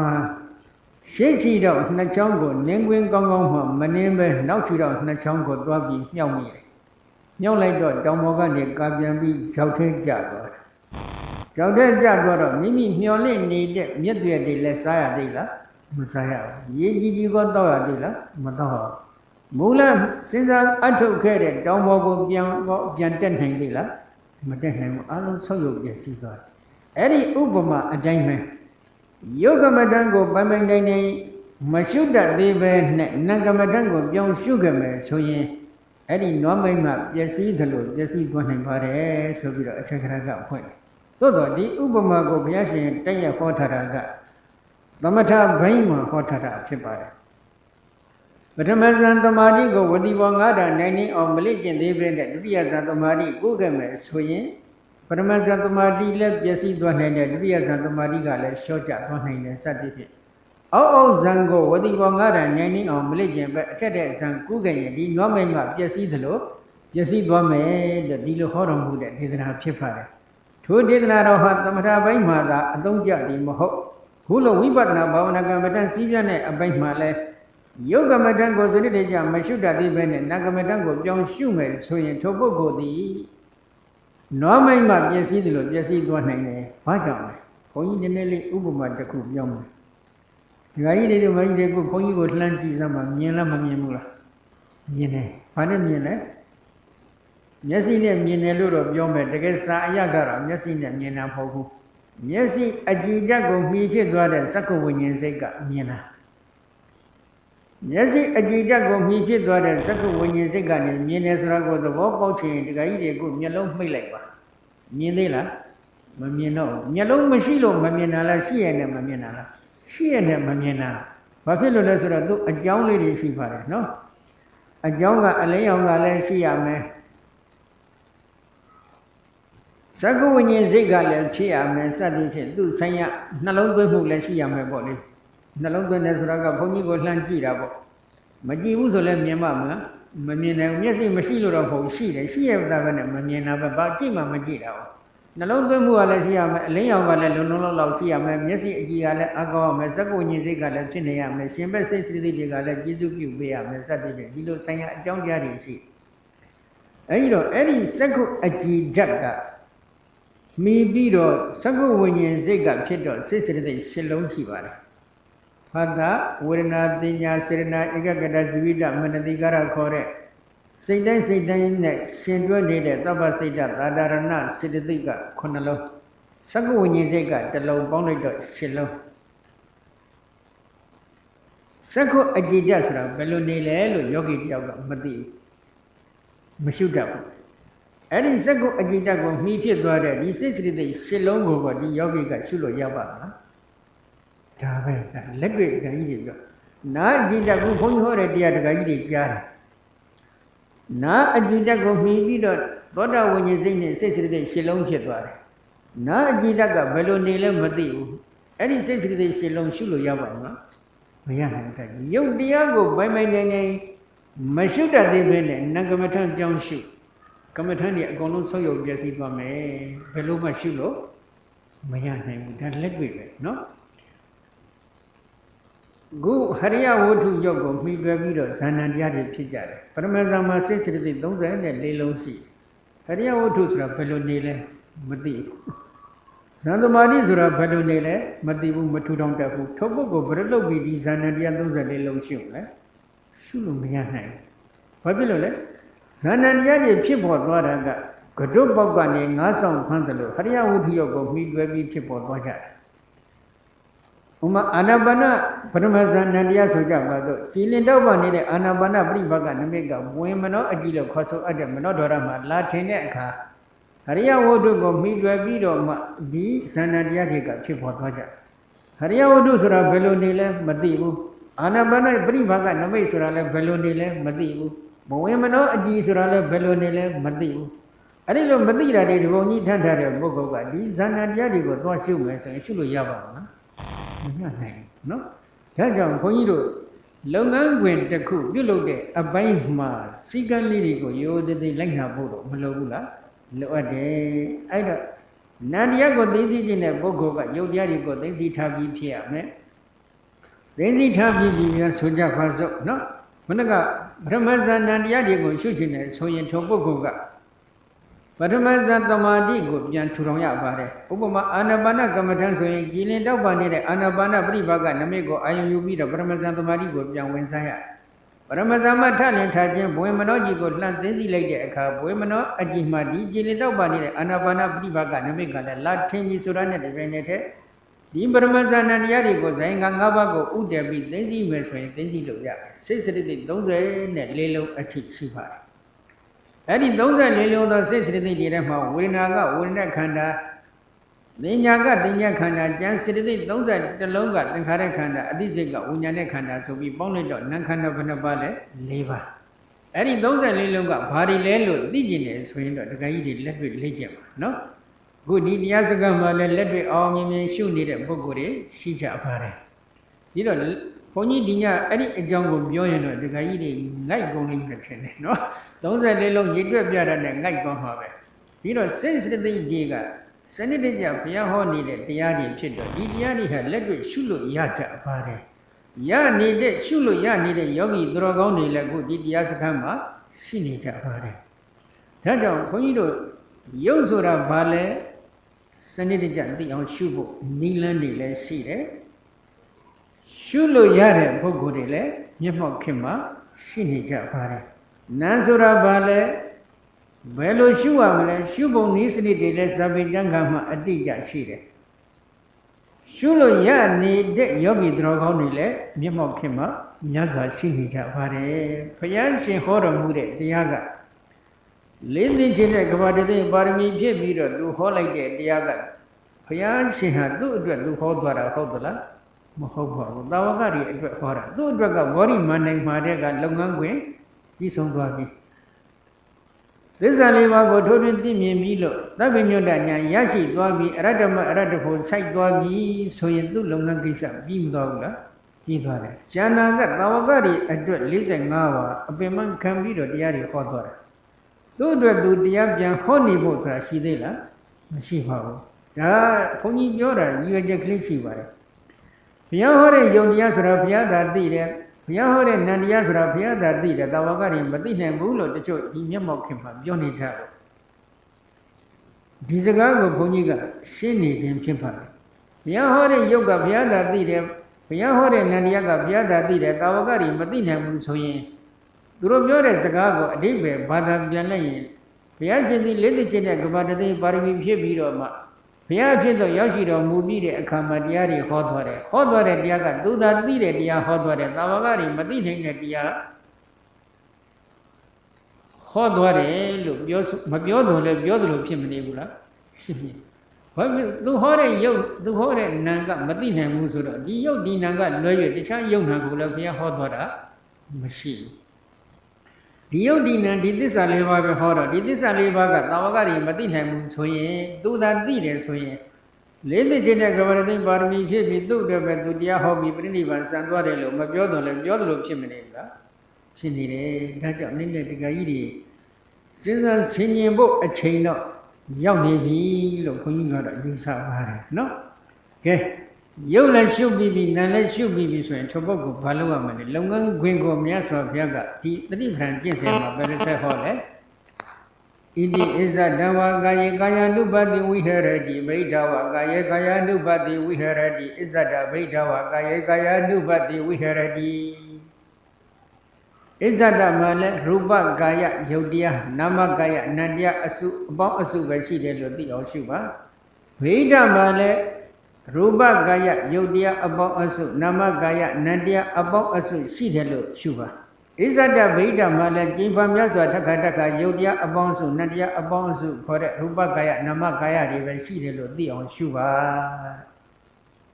ဣဇဒမှာလည်းယုတ်ဒီနန္ဒီကိုသိအောင်ရှုရမယ်ဗိဓမှာလည်းယုတ်ဒီနန္ဒီကိုသိအောင်ရှုရမယ်လို့ဒီလိုခေါ်တယ်ဘယ်လိုရှုမလဲလို့မေးစရာတော့ရှိနော်အနိကဆုံးဘုန်းကြီးတို့သင်ပေးတဲ့စနစ်တစ်ခုကတော့တမာတိအစစ်စစ်ပြုလုပ်ပြီးတော့ယုတ်တရားတွေကိုပြန်ရှုပါဣဇဒမှာအောင်မြင်မှုရတဲ့ပုဂ္ဂိုလ်ကမိမိဝတ်ထားတဲ့အဝတ်ကိုလက်နဲ့ဖြစ်စေအသားနဲ့ဖြစ်စေထိထားကြည့်ပါဒီအဝတ်မှာမာကျန်းလေးပြောချောပေါ်ယုတ်သီးပွဲဒီကိုယ်ထောက်တုံးဆိုတဲ့ဓာတ်လေးပါးကိုမရှုလို့မရနိုင်ဘူးလားရနိုင်တယ်အဲ့ဒီဓာတ်လေးပါးကိုစနစ်တကျရှုတတ်တဲ့ပုဂ္ဂိုလ်ကသမာဓိတွေကိုအစစ်စစ်ထူထောင်ပြီးတော့ဓာတ်ကမ္မဋ္ဌာန်းကိုစနစ်တကျရှေ့တဲ့ကရှုထားတဲ့အတွက်ဒီအဝတ်မှာရှိတဲ့ဓာတ်လေးပါးကိုလှန်သိမ်းစီလိုက်ပြီးတဲ့ဒီပြိုင်နေတဲ့မကြာမီအချိန်ကာလအတွင်းမှာအဝတ်ကိုမတွေ့တော့ဘဲကလပ်အမှုန်လေးအပေါင်းစုသွားတွေ့ပါအဲ့ဒီခါမှာဒီကလပ်အမှုန်လေးတွေကိုဓာတ်ခွဲကြည့်ရင်ဝဏကစောစောကဘုန်းကြီးပြောခဲ့တဲ့အတိုင်းဓာတ်ခွဲကထဲမှာတွေ့တဲ့ယုတ်တရားမျိုးပဲကလပ်တစ်ခုတစ်ခုမှာပထဝီယဝတိသောဝါယောအစိမ့်နာယတာဩဇာဆိုပြီးသဘောတရား၈ခုတည်ရှိနေပါတယ်အဲ့ဒီရှင်မျိုးသောယုတ်ကိုသိသိလို့ရတဲ့ပုဂ္ဂိုလ်ကဣဇဒမှာတဖန်ပြန်ပြီးယုတ်တွေသိသိရတယ်ဗိဓမှာတဖန်ပြန်ပြီးတော့ဘုန်းကအဝမှာရှိတဲ့ယုတ်တွေသိသိရတယ်အဲ့ဒီလိုခောက်တစ်ခေါက်ပြန်သိသိလို့အောင်မြင်မှုရတဲ့အခါအလားတူပဲ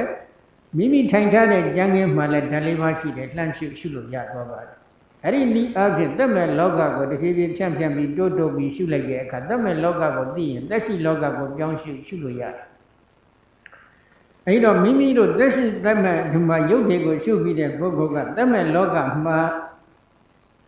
နန္တရားမရှိတော့သက်ရှိလောကမှာပြောင်းပြီးနန္တရားတွေကိုဣဇဒဗိဓပုံစံတူလှမ်းရှုလို့ရပါတယ်သို့တော့ဒီဝိပဿနာရှုတာကဝဟိတခြင်းတူလို့သမ္မာပေါင်းစုခြုံငုံပြီးရှုခြင်းသာဖြစ်တယ်ဘယ်ပုဂ္ဂိုလ်တဏ္ဍာမှာတည်ရှိတဲ့ယုတ်တရားနန္တရားဘယ်ပုဂ္ဂိုလ်တဏ္ဍာမှာတည်ရှိတဲ့ယုတ်တရားနန္တရားစသဖြင့်ဒီလိုပုဂ္ဂိုလ်တ attva တန်တန်ခွဲခြားဝေဖန်ပြီးတော့လိုက်ပြီးမရှုပါနဲ့ဗိဓာချင်းတူလို့သမ္မာပေါင်းစုခြုံငုံသာရှုပါပုဂ္ဂိုလ်တယောက်ရဲ့တန်တန်မှာတည်ရှိတဲ့နန္တရားတွေကိုတိတိကျကျစနစ်တကျရှုတဲ့လုပ်ငန်းဆိုတာကတော့ဘုန်းကြီးတို့ပရစိတ်တဝိဇာဏအဘိညာဉ်လို့ခေါ်ဆိုအပ်တဲ့သူတော်ဘာရဲ့စိတ်ကိုသိအောင်ကြိုးစားအထောက်တဲ့အဘိညာဉ်အရာသာဖြစ်တဲ့ဒီဝိပဿနာဉာဏ်အရာမဟုတ်ဘူးအဲ့ဒါကြောင့်အဲ့ဒီလိုဣဇဒဗိဓဗိဓာချင်းတူလို့သမ္မာပေါင်းစုခြုံငုံပြီးယုတ်နာတွေကိုရှုပါပြီးတဲ့အခါနောက်တစ်ဆင့်တက်ပြီးတော့ဘာလုပ်ရလဲသမုဒိယဓမ္မ ानु ပါတိဝါကာယတမေဝိဟရတိဝယဓမ္မ ानु ပါတိဝါကာယတမေဝိဟရတိသမုဒိယဝယဓမ္မ ानु ပါတိဝါကာယတမေဝိဟရတိအကြောင်းတရားတွေထင်ရှားဖြစ်ရင်အကျိုးတရားထင်ရှားအကျိုးရုပ်တွေနာနေထင်ရှားဖြစ်ပုံကိုမြင်အောင်ရှုပါ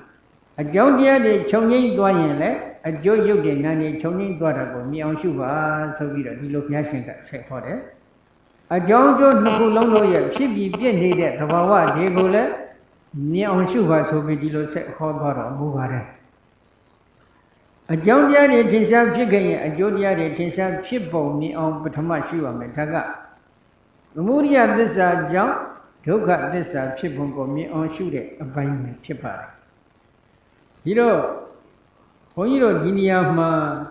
ပရိစ္ဆသမုပ္ပါရှုွက်ဆိုတာဝင်လာပြီးဖြစ်ပါတယ်ဒီပရိစ္ဆသမုပ္ပါရှုွက်ကိုရှုတဲ့အပိုင်းမှာဘုန်းကြီးတို့လွယ်လွယ်ကူကူသင်ပေးတဲ့စနစ်တစ်ခုကတော့ဤမျိုးမျိုးရှိတဲ့အနက်ကအာဟာရသုတ်တံဒေသနာတော်ဤဖြစ်ပါတယ်အာဟာရသုတ်တံမှာဘုရားရှင်ကပိဿုပံကိလေသာဝတ်ကာမဝတ်ကိုအခြေခံပြီးတော့ပရိစ္ဆသမုပ္ပါရှုွက်ကိုရှုပုံကိုဟောကြားထားတော်မူခဲ့ပါတယ်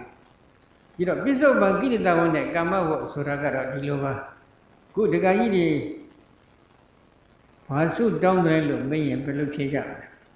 နိဗ္ဗာန်ဆုတောင်းတယ်လို့တော့ပြောမှာပေါ့နော်ဒါကတော့ဘုရားဘာသာတို့ရဲ့ဓမ္မတာပဲဒါပေမဲ့နိဗ္ဗာန်ကဒီဘဝမှာမရသေးဘူးဆိုလို့ရှိရင်တော့စัจ जा လေးခံပြီးတော့နိဗ္ဗာန်မရမီစัจ जा ဆိုပြီးတော့ဘာလုပ်တယ်လဲသုတ္တခုခုတော့တောင်းပြီးဟုတ်တယ်မဟုတ်လားအဲ့ဒီစัจ जा ကဒုက္ခပေးတာပဲအဲ့တော့ဒီ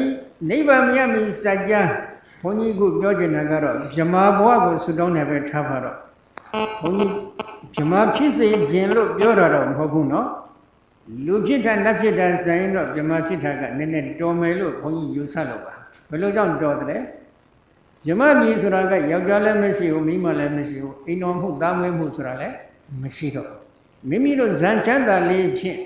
မိမိရရှိထားတဲ့သမထဝိပဿနာဘာဝနာတွေကိုဆက်လက်ပြီးပွားများနေတဲ့ဌာနတစ်ခုဖြစ်ပါနည်းနည်းတော့မတော်ဘူးလားတခါကြီးနည်းနည်းတော်တယ်သူမြတ်သားများတွေသာသမီတွေပြုစုလုပ်ကြရတာဆိုင်တော့မတော်ဘူးလားတော်တယ်ဒါကြောင့်ဗြဟ္မာဘဝဆုတောင်းတယ်ဆိုရင်ဆုတောင်းရုံတက်တက်နဲ့မရပါဘူးသူကဇန်သမာဓိတွေကိုအခြေခံရတယ်ဇန်သမာဓိတွေမှလည်းခုနကဩဒတကတိုင်းမယ်ဆိုကြပါစို့အဖြူအောင်ကတိုင်းကိုသရုဒ္ဓဇန်သမာဓိစိတ်အောင်ထူထောင်ထားတဲ့ပုဂ္ဂိုလ်ကဒီသရုဒ္ဓဇန်သမာဓိကိုမထူထောင်မိမှာပဲဖြစ်စေသို့မဟုတ်ထူထောင်ပြီးတဲ့အခါမှာပဲဖြစ်စေဆုတောင်းကြည့်ပါဒီကောင်းမှုကုသိုလ်ကံကြောင့်ဗြဟ္မာပြည်သို့ရောက်ရှိပါစေလို့ဒီလိုဆုတောင်းကြည့်နော်အဲ့ဒီလိုဆုတောင်းလိုက်တဲ့အချိန်ခါမှာဆုတောင်းကံကဗြဟ္မာပြည်ကိုလိုလားတက်မဲ့တဲ့ဆုတောင်းကံကတစ်ခုသရုဒ္ဓဇန်သမာဓိကိုဝင်စားတာကတစ်ခုနှစ်ခုရှိတယ်ကွဲနေအဲ့ဒီတော့ဗြဟ္မာပြည်ကိုပထမဆုတောင်းတယ်ထားပါတော့ဆုတောင်းပြီးတော့မိမိကသရုဒ္ဓဇန်သမာဓိဝင်စားတယ်အဲ့တော့သရုဒ္ဓဇန်သမာဓိကသင်္ခါရကံကြီးဖြစ်တယ်ဆုတောင်းနေတဲ့အချိန်ကမှဗြဟ္မာဘဝကိုလှမ်းပြီးတွေ့တာမေမောနေတဲ့သဘောကအဝိဇ္ဇာတဏှာဥပါဒံအုပ်စုဖြစ်တယ်ဆိုလိုတာကခုနကဘုန်းကြီးရှင်းပြခဲ့တဲ့အတိုင်းအစ္ဆဒဗိဒ္ဓယုတ်တိဏ္ဍေသိသိနိုင်တဲ့ပုဂ္ဂိုလ်ကဗိဒ္ဓကြည့်လိုက်တော့လေယောက်ျားမိန်းမပုဂ္ဂိုလ်တ attva မတွေ့ဘူးယုတ်တရားအစုပုံနတ်တရားအစုပုံပဲတွေ့တယ်အစ္ဆဒကြည့်လိုက်တော့လေယောက်ျားမိန်းမပုဂ္ဂိုလ်တ attva မတွေ့ဘူးယုတ်တရားအစုပုံနတ်တရားအစုပုံပဲတွေ့တယ်အဲ့ဒီယုတ်တိဏ္ဍေကလည်းဖြစ်ပြီးတဲ့ချက်ချင်းပြက်နေတယ်ဒါကယောက်ျားပဲဒါကမိန်းမပဲလို့ပြောပြလောက်အောင်ဒါကြအချိန်တည်နေတဲ့သဘာဝဆိုတာမရှိဘူးမရှိပါပဲလျက်ယောက်ျားပဲမိန်းမပဲလို့လှမ်းပြီးသိမယ်ဆိုရင်ဒီအသိတိမှားလားမှန်လားမှားနေတယ်ဒါအသိမှားမှုဒီသဘောကိုအဝိဇ္ဇာလို့ခေါ်ပါတယ်အလားတူပဲဗြဟ္မာလို့သိမယ်ဆိုရင်ကောမှားလားမှန်လားမှားနေတယ်ဒါအသိမှားမှုအဝိဇ္ဇာပဲဒီအဝိဇ္ဇာကိုအခြေခံပြီးတော့ဗြဟ္မာဘဝကိုလှမ်းပြီးတွေ့တာတယ်ယောက်ျားဘဝမိန်းမဘဝကိုလှမ်းပြီးတွေ့တာတယ်တွေ့တာမှုသဘောကတဏှာကျင်ဖန်များစွာထက်ကတွေ့တာနေတဲ့သဘောကိုတော့ဥပါဒံလို့ခေါ်ပါတယ်ပေါင်းလိုက်တော့အဝိဇ္ဇာတဏှာဥပါဒံဆိုပြီးကိလေသာဝတ်၃ခုဒီအဝိဇ္ဇာတဏှာဥပါဒံကိလေသာဝတ်၃ခုကိုအခြေခံပြီးတော့မှဗြဟ္မာဘဝကိုလိုချင်တဲ့အတွက်သရုဒ္ဓဇန်သမာဓိကိုထူထောင်နေဆိုကြပါစို့နော်သရုဒ္ဓဇန်သမာဓိဇာဏံတရားတွေက30နဲ့စိတ်စရိတ်31လုံးရှိပါတယ်နော်အဲ့ဒီ31လုံးဟာဘာတွေဆိုတာသိကျင်နေဆိုရင်တော့လက်တွေ့လေ့ကျင့်ကြပါအဲ့ဒီ31လုံးကလည်းအနိစ္စတရားတွေပဲဖြစ်ပြီးတဲ့ပြတ်သွားတယ်ဒါပေမဲ့လို့သူမျောလင့်တောက်တထားတဲ့အထိုင်းတစ်ချိန်ဗြဟ္မာဘဝဗြဟ္မာခန္ဓာဆိုတဲ့ယုတ်တိဏ္ဍေကိုထင်ရှားဖြစ်စေနိုင်တဲ့စွမ်းအင်ကမ္မတတ္တိကိုယုံနာအစဉ်မှာမြုပ်နှံပြီးမှသူကချုပ်ပြတ်သွားတယ်အဲ့ဒီစွမ်းအင်ကမ္မတတ္တိလေးကိုကံလို့ခေါ်ပါတယ်နော်ပေါင်းလိုက်တော့အဝိဇ္ဇာတဏှာဥပါဒသင်္ခါရကံဆိုပြီးတော့အကြောင်းတရားဘယ်နှခုဖြစ်သွားလဲ၅ခုအဲ့ဒီ၅ခုကိုသိသိခြင်းတဲ့ပုဂ္ဂိုလ်ကအစ္ဆဒဗိဒ္ဓယုတ်တိဏ္ဍေကိုတစ်ဖန်ပြန်သိသိရပါတယ်နော်သိသိပြီးတဲ့အချိန်ခါကျတော့မှခေါင်းကမိမိတရား မထိုင်မီမှာဆူတောင်းနေတဲ့စိတ်စေတသိက်အဝိဇ္ဇာတဏဥပါဒံအုပ်စုသရုပ်ရဇသမာဓိကိုပြန်ပြီးထူထောင်တယ်အဲ့ထူထောင်နေတဲ့စိတ်စေတသိက်ပြန်ပြီးသိသိရဒါအနိကဆုံးဖြစ်တဲ့အဝိဇ္ဇာတဏဥပါဒံသင်္ခါရကံကိုသိသိလို့အောင်မြင်ပြီဆိုရင်ထိုပုဂ္ဂိုလ်ကအတိတ်ဘက်ကိုဒါစုပြီးယုတ်တိနန္ဒီကိုသိသိသွားရပါတယ်နောက်ဆုံးဘုန်းကြီးတို့အမိဝမ်းတွင်ကရလရေကြီးတိစအခက်ရောက်ပြီဆိုကြစို့အဲ့ဒီမှာတည်ရှိတဲ့ယုတ်တိနန္ဒီကိုသိသိပြီးတဲ့ပုဂ္ဂိုလ်ကဒီယုတ်တိနန္ဒီဘက်ကလာတယ်လို့သိစဉ်နဲ့စိတ်ထားဖြင့်အတိတ်ဘက်ကိုဒါစုပြီးယုတ်တိနန္ဒီသိသိလိုက်တဲ့အခါအတိတ်ဘဝသေဂာနိကာလမှာကံကမ္မနိမိတ်ဂတိနိမိတ်ဆိုတဲ့အာယုံ၃မျိုးတစ်မျိုးမျိုးထင်မြဲဓမ္မတာဖြစ်ပါတယ်အဲ့ဒီမှာဒီအာယုန်နမိတ်တွေကကံကိုရှာဖွေအဝိဇ္ဇာတဏဥပါဒံသင်္ခါရကံကိုရှာဖွေတဲ့အခါမှာတော့ချက်ဖြစ်တယ်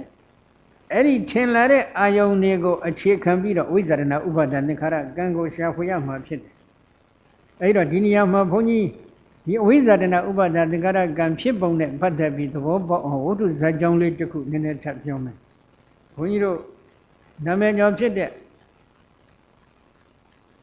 ပသေနတိကောသလမင်းကြီးရဲ့သမီးတော်သုမနမင်းသမီးဆိုကြပါစို့နော်သုမနမင်းသမီးကဟောလွန်ခဲ့သော60တက္ကဘာတက်ကဝိပဿနာဘုရားရှင်ရဲ့သာသနာတော်အတွင်းမှာဝိပဿနာဘုရားအမှုရှိတဲ့သံဃာတော်တွေကိုရေမရောတဲ့နှုတ်ကနာဇွမ်းနဲ့မြတ်လေးပန်းတွေကိုလှူဒန်းပြီးတော့သူကဆုတောင်းပန်ထွက်ခဲ့ဖို့ပါတယ်သူကဘယ်လိုဆုတောင်းလဲဘဝဘဝပိနိဗ္ဗာတိယမေတ္တိပရိတတနာဇိဝိဒါနာမဟောတုဘဝဘဝပိနိဗ္ဗာတိယဘဝကျင့်ခဲ့အသွတ်သွင်း၌ထင်ရှားဖြစ်ပေါ်ရခြင်းသည်မေဖျားတပည့်တော်အားတတိထင်ရှားရှိခဲ့ပါမူပရိတတနာဇိဝိဒါနာမကြောင်းကြောင်ကြကြတောင်းတောင်းတတဖြင့်အသက်မွေရခြင်းမြည်သည်မဟောတုမဖြစ်ပါစေသာဟောသူဆုတောင်းကန်းလေးနော်ဘဝကျင့်ခဲ့အတော်တည်းမှာဆက်လက်ပြီးကျင်လီမှုဆိုတာတပည့်တော်အဖို့ထင်ရှားရှိနေမယ်ဆိုရင်အဲ့ဒီဘယ်ဘဝမှာမဆိုကြောင်းကြောင်းကြကြတောင်းတောင်းတတဖြင့်အသက်မွေးရခြင်းမြည်သည်မဖြစ်ပါစေသတည်းဆိုပြီးယေရှုတောင်းတယ်ဒါကတစ်ချက်နောက်တစ်ခုအယံသုမနာမာလာဝိယနိဗ္ဗာန်နိဗ္ဗာန်ဌာနေပိယဝဟောမိနဗေနသသုမနာယေဝအယံသုမနာမာလာဝိယဤမြတ်လေးပံကဲ့သို့နိဗ္ဗာန်နိဗ္ဗာန်ဌာနေဖြစ်လျာဘုံဘဝ၌ပိယဝလူများအပေါင်းကချစ်မြတ်နှုတ်အပ်တဲ့ပုဂ္ဂိုလ်သည်သာလင်ဟောမိဖြစ်ရပါလို၏နာမေနာဇအမိနာမအဖြင့်လက်သုမနာအမည်ရှိသည်သုမနာယေဝသုမနာအမည်ရှိသည်သာလင်ဟောမိဖြစ်ရပါလို၏ဒီမြတ်လေးပံကဲ့သို့ဖြစ်လျာဘုံဘဝမှာလူများအပေါင်းကချစ်မြတ်နှုတ်အပ်တဲ့အမျိုးသမီးဖြစ်ပါစေထိုအမျိုးသမီးရဲ့နာမည်ဟာလည်းသုမနာအမည်ရှိတဲ့အမျိုးသမီးသာဖြစ်ပါစေဆိုပြီးသူကဒီဆုတောင်းတယ်။ကြောင်းကြောင်းကြကြတောင်းတောင်းတတဖြင့်အသက်မမွေးရတဲ့လူများအပေါင်းကချစ်မြတ်နှုတ်အပ်တဲ့သုမနာအမည်ရှိတဲ့အမျိုးသမီးလို့အတိမှားနေတဲ့သဘောက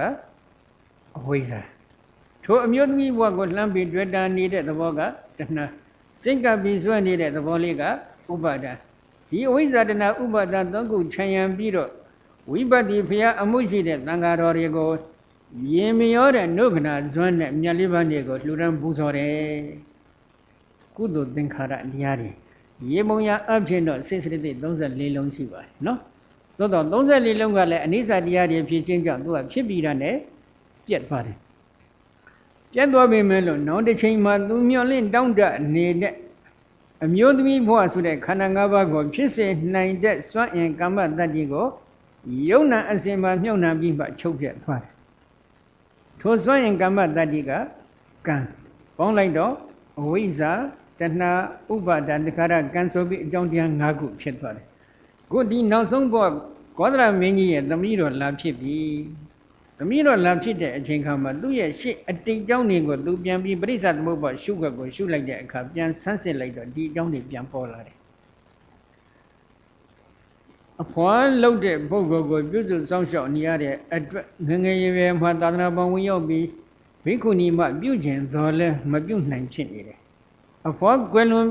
တော့တနေ့မှာမောင်တော်ဖြစ်တဲ့ပတိတိကောသလနဲ့အတူဘုရားကျောင်းတော်ကိုသွားရောက်ပြီးတရားနာခွင့်ရရှိတဲ့အတွက်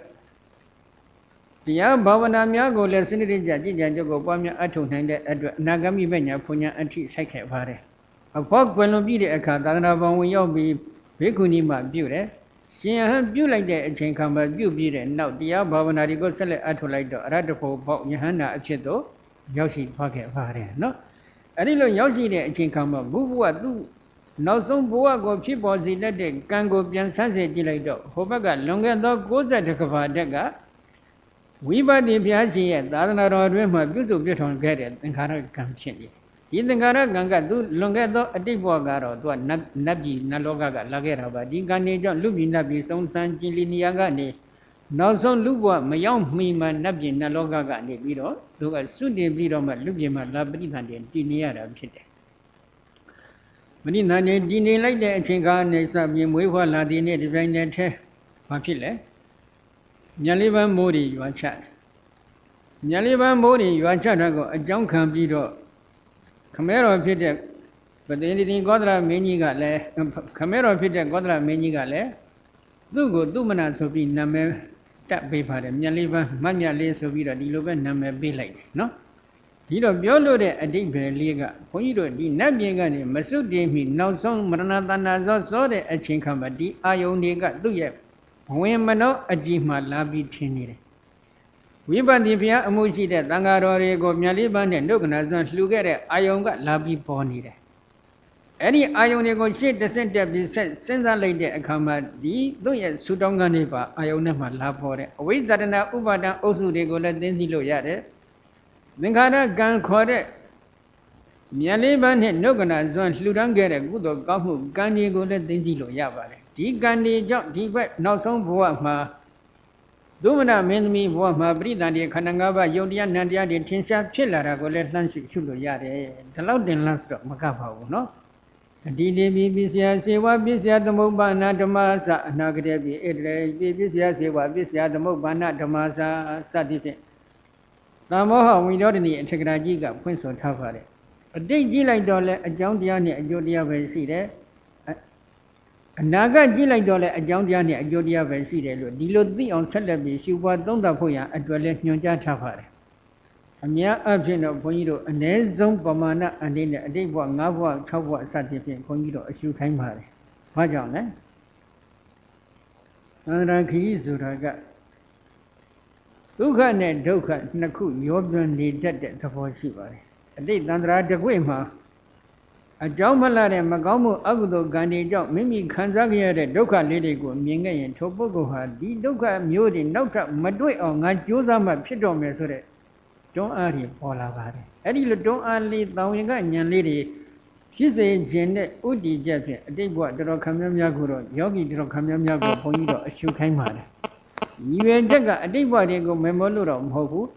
အတိတ်ဘဝတွေကိုအကြောင်းခံပြီးဖြစ်ပေါ်ခဲ့တဲ့ဒုက္ခဒုက္ခအဝဘတွေကိုသိစေလိုတာကအကြောင်းတစ်ခုကံကံရဲ့အကျိုးတရားတွေကိုပိုင်းပိုင်းခြားခြားစနစ်တကျတတ်သိနားလည်စေလိုတာကအကြောင်းတစ်ခုဒီအကြောင်းကြောင့်ယခုလိုအတိတ်ဘဝတော်တော်များများကိုလည်းကြောင်းကျိုးဆက်နွယ်မှုပြိဿသမုပ္ပါသဘောတရားတွေကိုအရှုခိုင်းခြင်းဖြစ်တယ်အနာဂတ်ကိုဘာကြောင့်ရှုခိုင်းရတယ်လဲလို့ဒီလိုတော့မေးစရာရှိနော်ဘုန်းကဘုန်းကြီးပြောခဲ့ပြီးပြီဘုရားရှင်ကဒီသတိပဋ္ဌာန်ကျင့်စဉ်မှာဝယဓမ္မနုပတိဝကသမေဝိဟာရတိစသည်ဖြင့်လည်းဟောတယ်ဘာပြောတာလဲအဝိဇ္ဇာတနာဥပါဒသင်္ခါရကံဆိုတဲ့အကြောင်းတရားတွေအကျွင့်ကြံမရှိခြုံငိမ့်သွားခြင်းကြောင့်အကျိုးခန္ဓာ၅ပါးတွေလည်းခြုံငိမ့်မှုကိုမြင်အောင်ရှုရအဲ့ဒါကဘုန်းကြီးတို့မနေ့ညကဘုန်းကြီးပြောခဲ့တဲ့အတိုင်းအဝိဇ္ဇာတနာဥပါဒသင်္ခါရကံဆိုတဲ့အကြောင်းတရားတွေကအကျွင့်အကြံမရှိကုံစိမ်အောင်ဘယ်ခါမှချုပ်တယ်လဲအရဟတမေစိုက်တဲ့အချိန်ခါမှချုပ်တယ်အရဟတမေစိုက်တဲ့အချိန်ခါမှချုပ်သွားတော့အရဟတမေကခုမိမိကမစိုက်သေးဘူးမဆိုင်သေးရင်အရဟတမေဆိုင်မဲ့အချိန်ဒီပြစ္ဆုတ်ပံလို့ပြောမလားအနာဂတ်လို့ပြောမလားအနာဂတ်ပဲเนาะဒါကြောင့်ဘုန်းကြီးတို့ခေတ်ကပြောနေတဲ့စကားလေးတစ်ခုရှိတယ်အတိတ်ဒီဖြစ်ပြီးမရှိဘူးမရှိတာဘယ်လိုလုပ်ရှုမလဲအနာဂတ်ကဖြစ်မှမဖြစ်သေးတာမဖြစ်သေးတာဘယ်လိုလုပ်ရှုမလဲလို့ပယ်ချလိုက်ရင်ဒီသတိပဋ္ဌာန်ရှုွက်ကိုနားလည်ပါအောင်မလားနားမလဲတော့ဘူးဒါဉာဏ်ရဲ့စွမ်းအင်တတ္တိအနုဘောကိုနားမလဲတာပဲဘုရားရှင်ကိုယ်တော်တိုင်ကသတိပဋ္ဌာန်ကျင့်စဉ်ထဲမှာသမုဒိယဓမ္မနုပါတိဝိဇ္ဇတနာဥပါဒံတက္ကရကဆိုတဲ့အကြောင်းတရားတွေထင်ရှားဖြစ်လို့အကျိုးခန္ဓာ၅ပါးထင်ရှားဖြစ်ပုံကိုလည်းမြင်အောင်ရှုပါလို့ဟောတယ်။ဝယဓမ္မနုပါတိ ဝိသရဏဥပါဒသင်္ခါရကံဆိုတဲ့အကြောင်းတရားတွေအကျွင့်ကြံမရှိကုံစိန်အောင်ခြုံငိမ့်သွားခြင်းကြောင့်နောက်တဖန်ဘယ်တော့မှမဖြစ်သောချုပ်ချင်းဖြင့်ခြုံငိမ့်သွားခြင်းကြောင့်အကျိုးခန္ဓာ၅ပါးတော့နောက်ထပ်ဘယ်တော့မှမဖြစ်သောချုပ်ချင်းဖြင့်ခြုံငိမ့်မှုကိုလည်းမြင်အောင်ရှုပါဆိုပြီးဒီလိုဟောထားတယ်အဲ့လိုဟောတာတော့ဒီရှုွက်ကအတိတ်နာကမပါဘဲနဲ့ရှုလို့ရပါမလားမရနိုင်ဘူးဒါကြောင့်တရားကြီးတွေနည်းနည်းတရားရှုတဲ့အချိန်ကမှမိမိဟာဘာတွေကိုရှုရမယ်ဆိုတဲ့လုပ်ငန်းခွင်တွေကိုတော့စနစ်တကျကြိုတင်ပြီးပိုင်းပိုင်းခြားခြားသိထားပြီးဖြစ်ဖို့တော့မလိုဘူးလားလိုအပ်နေတယ်အဲဒီတော့ဒီဥစ္စာကအနာဂတ်နဲ့သက်ဆိုင်နေတယ်ဒီအဝိဇ္ဇရဏဥပါဒသင်္ခါရကံဆိုတဲ့အကြောင်းတရားတွေကအရတ္တမဲ့စိုက်တဲ့အခါမှာအကျွင့်ကြံမရှိကုံစိန်အောင်ချုပ်မယ်ဆိုရင်ခန္ဓာ၅ပါးကဘယ်ချိန်ခါမှာအကျွင့်ကြံမရှိကုံစိန်အောင်ချုပ်မလဲလို့မေးတော့ပရိနိဗ္ဗာန်သုတိပဲပရိနိဗ္ဗာန်စံပြီဆိုရင်ပရိနိဗ္ဗာန်သုတိကနောက်ဆုံး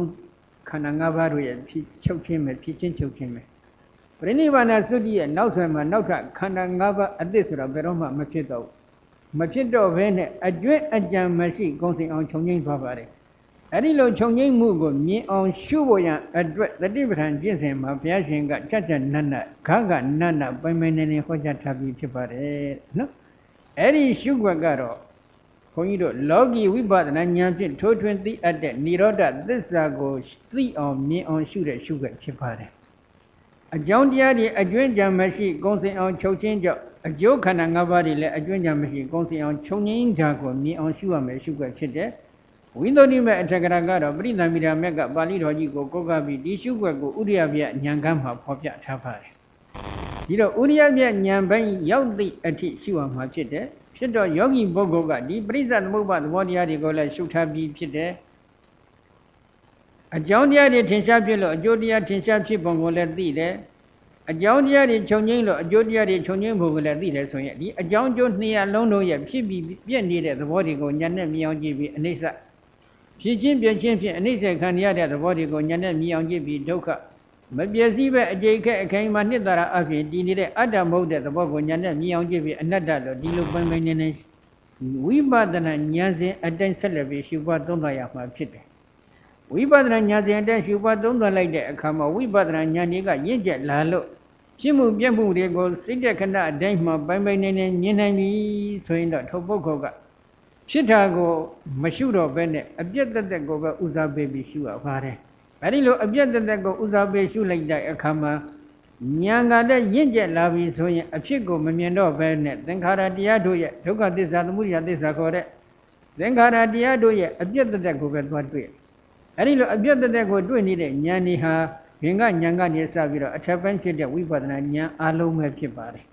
်သင်္ခါရုပ္ပကဉာဏ်တို့တိုင်အောင်သောဝိပဿနာဉာဏ်အစဉ်စဉ်နေဟာအပြည့်သက်သက်ကိုပဲသိသွားတယ်အဲ့ဒီအပြည့်သက်သက်သိတဲ့အခါမှာလည်းဒီသင်္ခါရတရားကြီးရဲ့ပြည့်နေတဲ့သဘောကိုကြည့်ပြီးတော့အနိစ္စပြည့်ချင်းဓာန်ချက်ဖြင့်အမျက်မပြတ်အညှဉ်းပန်းအနိစ္စခံရတဲ့သဘောကိုကြည့်ပြီးဒုက္ခမပြည့်ဖက်အကျိတ်ခက်အခိုင်မာနှစ်သာရအဖြစ်တည်နေတဲ့အတ္တမရှိတဲ့သဘောကိုဉာဏ်နဲ့မြင်အောင်ကြည့်ပြီးအနတ္တဒီလိုအနိစ္စဒုက္ခအနတ္တလက္ခဏာကြီးသုံးတန်တင်ပြီးတော့ပဲဝိပဿနာရှုရပါတယ်အဲဒီလိုရှုလိုက်တဲ့အပိုင်းမှာအရှင်ကိုနေညမထေကတော့အတိတ်နာဂပိစ္ဆုပန်ဣဇဒဗိဒစတဲ့17မျိုးသောအကျင့်အပြင်တည်နေတဲ့ဥပါဒณะခန္ဓာ၅ပါးဒုက္ခသစ္စာတရားတွေကိုလည်းအနိစ္စဒုက္ခအနတ္တလက္ခဏာကြီးသုံးတန်တင်ပြီးဝိပဿနာဉာဏ်စဉ်အတိုင်းရှုပွားနိုင်ပါတယ်သမုဒယသစ္စာအမြင်ရနေတဲ့ဒီကြောင့်ကျိုးဆက်နေမှုပရိစ္ဆသမုပ္ပါအင်္ဂါယတ်တွေကိုလည်းအနိစ္စဒုက္ခအနတ္တလက္ခဏာကြီးသုံးတန်တင်ပြီးတော့ပဲဝိပဿနာဉာဏ်စဉ်အတိုင်းသူကရှုပွားသုံးတတ်တော်မူနိုင်ပါတယ်အဲဒီလိုရှုပွားသုံးတတ်တော်မူနိုင်သည့်အတွက်ကြောင့်ဒီဓမ္မစက်ကပောဓနာသုတ်တံဒေသနာတော်ညီကုံပြီးဆုံးတဲ့အချိန်အခါမှာမဖြစ်မပြည့်ရဖြစ်တဲ့အသင်္ကရတအငိမ့်တနိဗ္ဗာန်ကိုအရိယာမဉ္ဇဉ်ဘုံဉာဏ်တို့ဖြင့်သူကမျက်မှောက်ပြုနိုင်တဲ့အစဉ်အထိရောက်စီသွားပါတယ်နော်ဒါကြောင့်ဒီနေ့တရားနာပရိသတ်အပေါင်းတော်ကောင်းတို့လည်းပဲအလားတူပဲအရှင်ကုဏိညထုံးကိုနှလုံးမူပြီးတော့ဒီသစ္စာလေးပါးကိုထိုးထွင်းသိမြင်အောင်ကျင့်ကြံကြုတ်ကိုပွားများအထောက်နိုင်ကြပါစေခြင်းအကျိုးမှာရည်ရွယ်တောင်းတပြီးတော့ဘုန်းကြီးလည်းဒီဓမ္မစကြာဒေသနာတော်ကိုဟောကြားနေခြင်းဖြစ်ပါတယ်နော်သို့တော့တရားကတော့မဆုံးသေးပါဘူးနောက်တစ်ပတ်စနေတင်းတွေကြမှာပဲဆက်လက်ပြီးဟောကြားကြစို့နော်ဒီနေ့ညတော့ဒီနေရာမှာပဲတရားသိမ့်ကြရအောင်ကဲအမြတ်ဝေကြဆိုလိုက်ဆိုကြဣဒံမေပုံညာအာသွေခယံဝဟံဟောတု ဣဒံမေပုံညာနိဗ္ဗာနတဝိစယောဟောတုဣဒံမေပုံညာသဗ္ဗတတ္တနာမာဇေမစေတဗ္ဗေမေတ္တမံပုံညဘာကံလဗန္တုသာ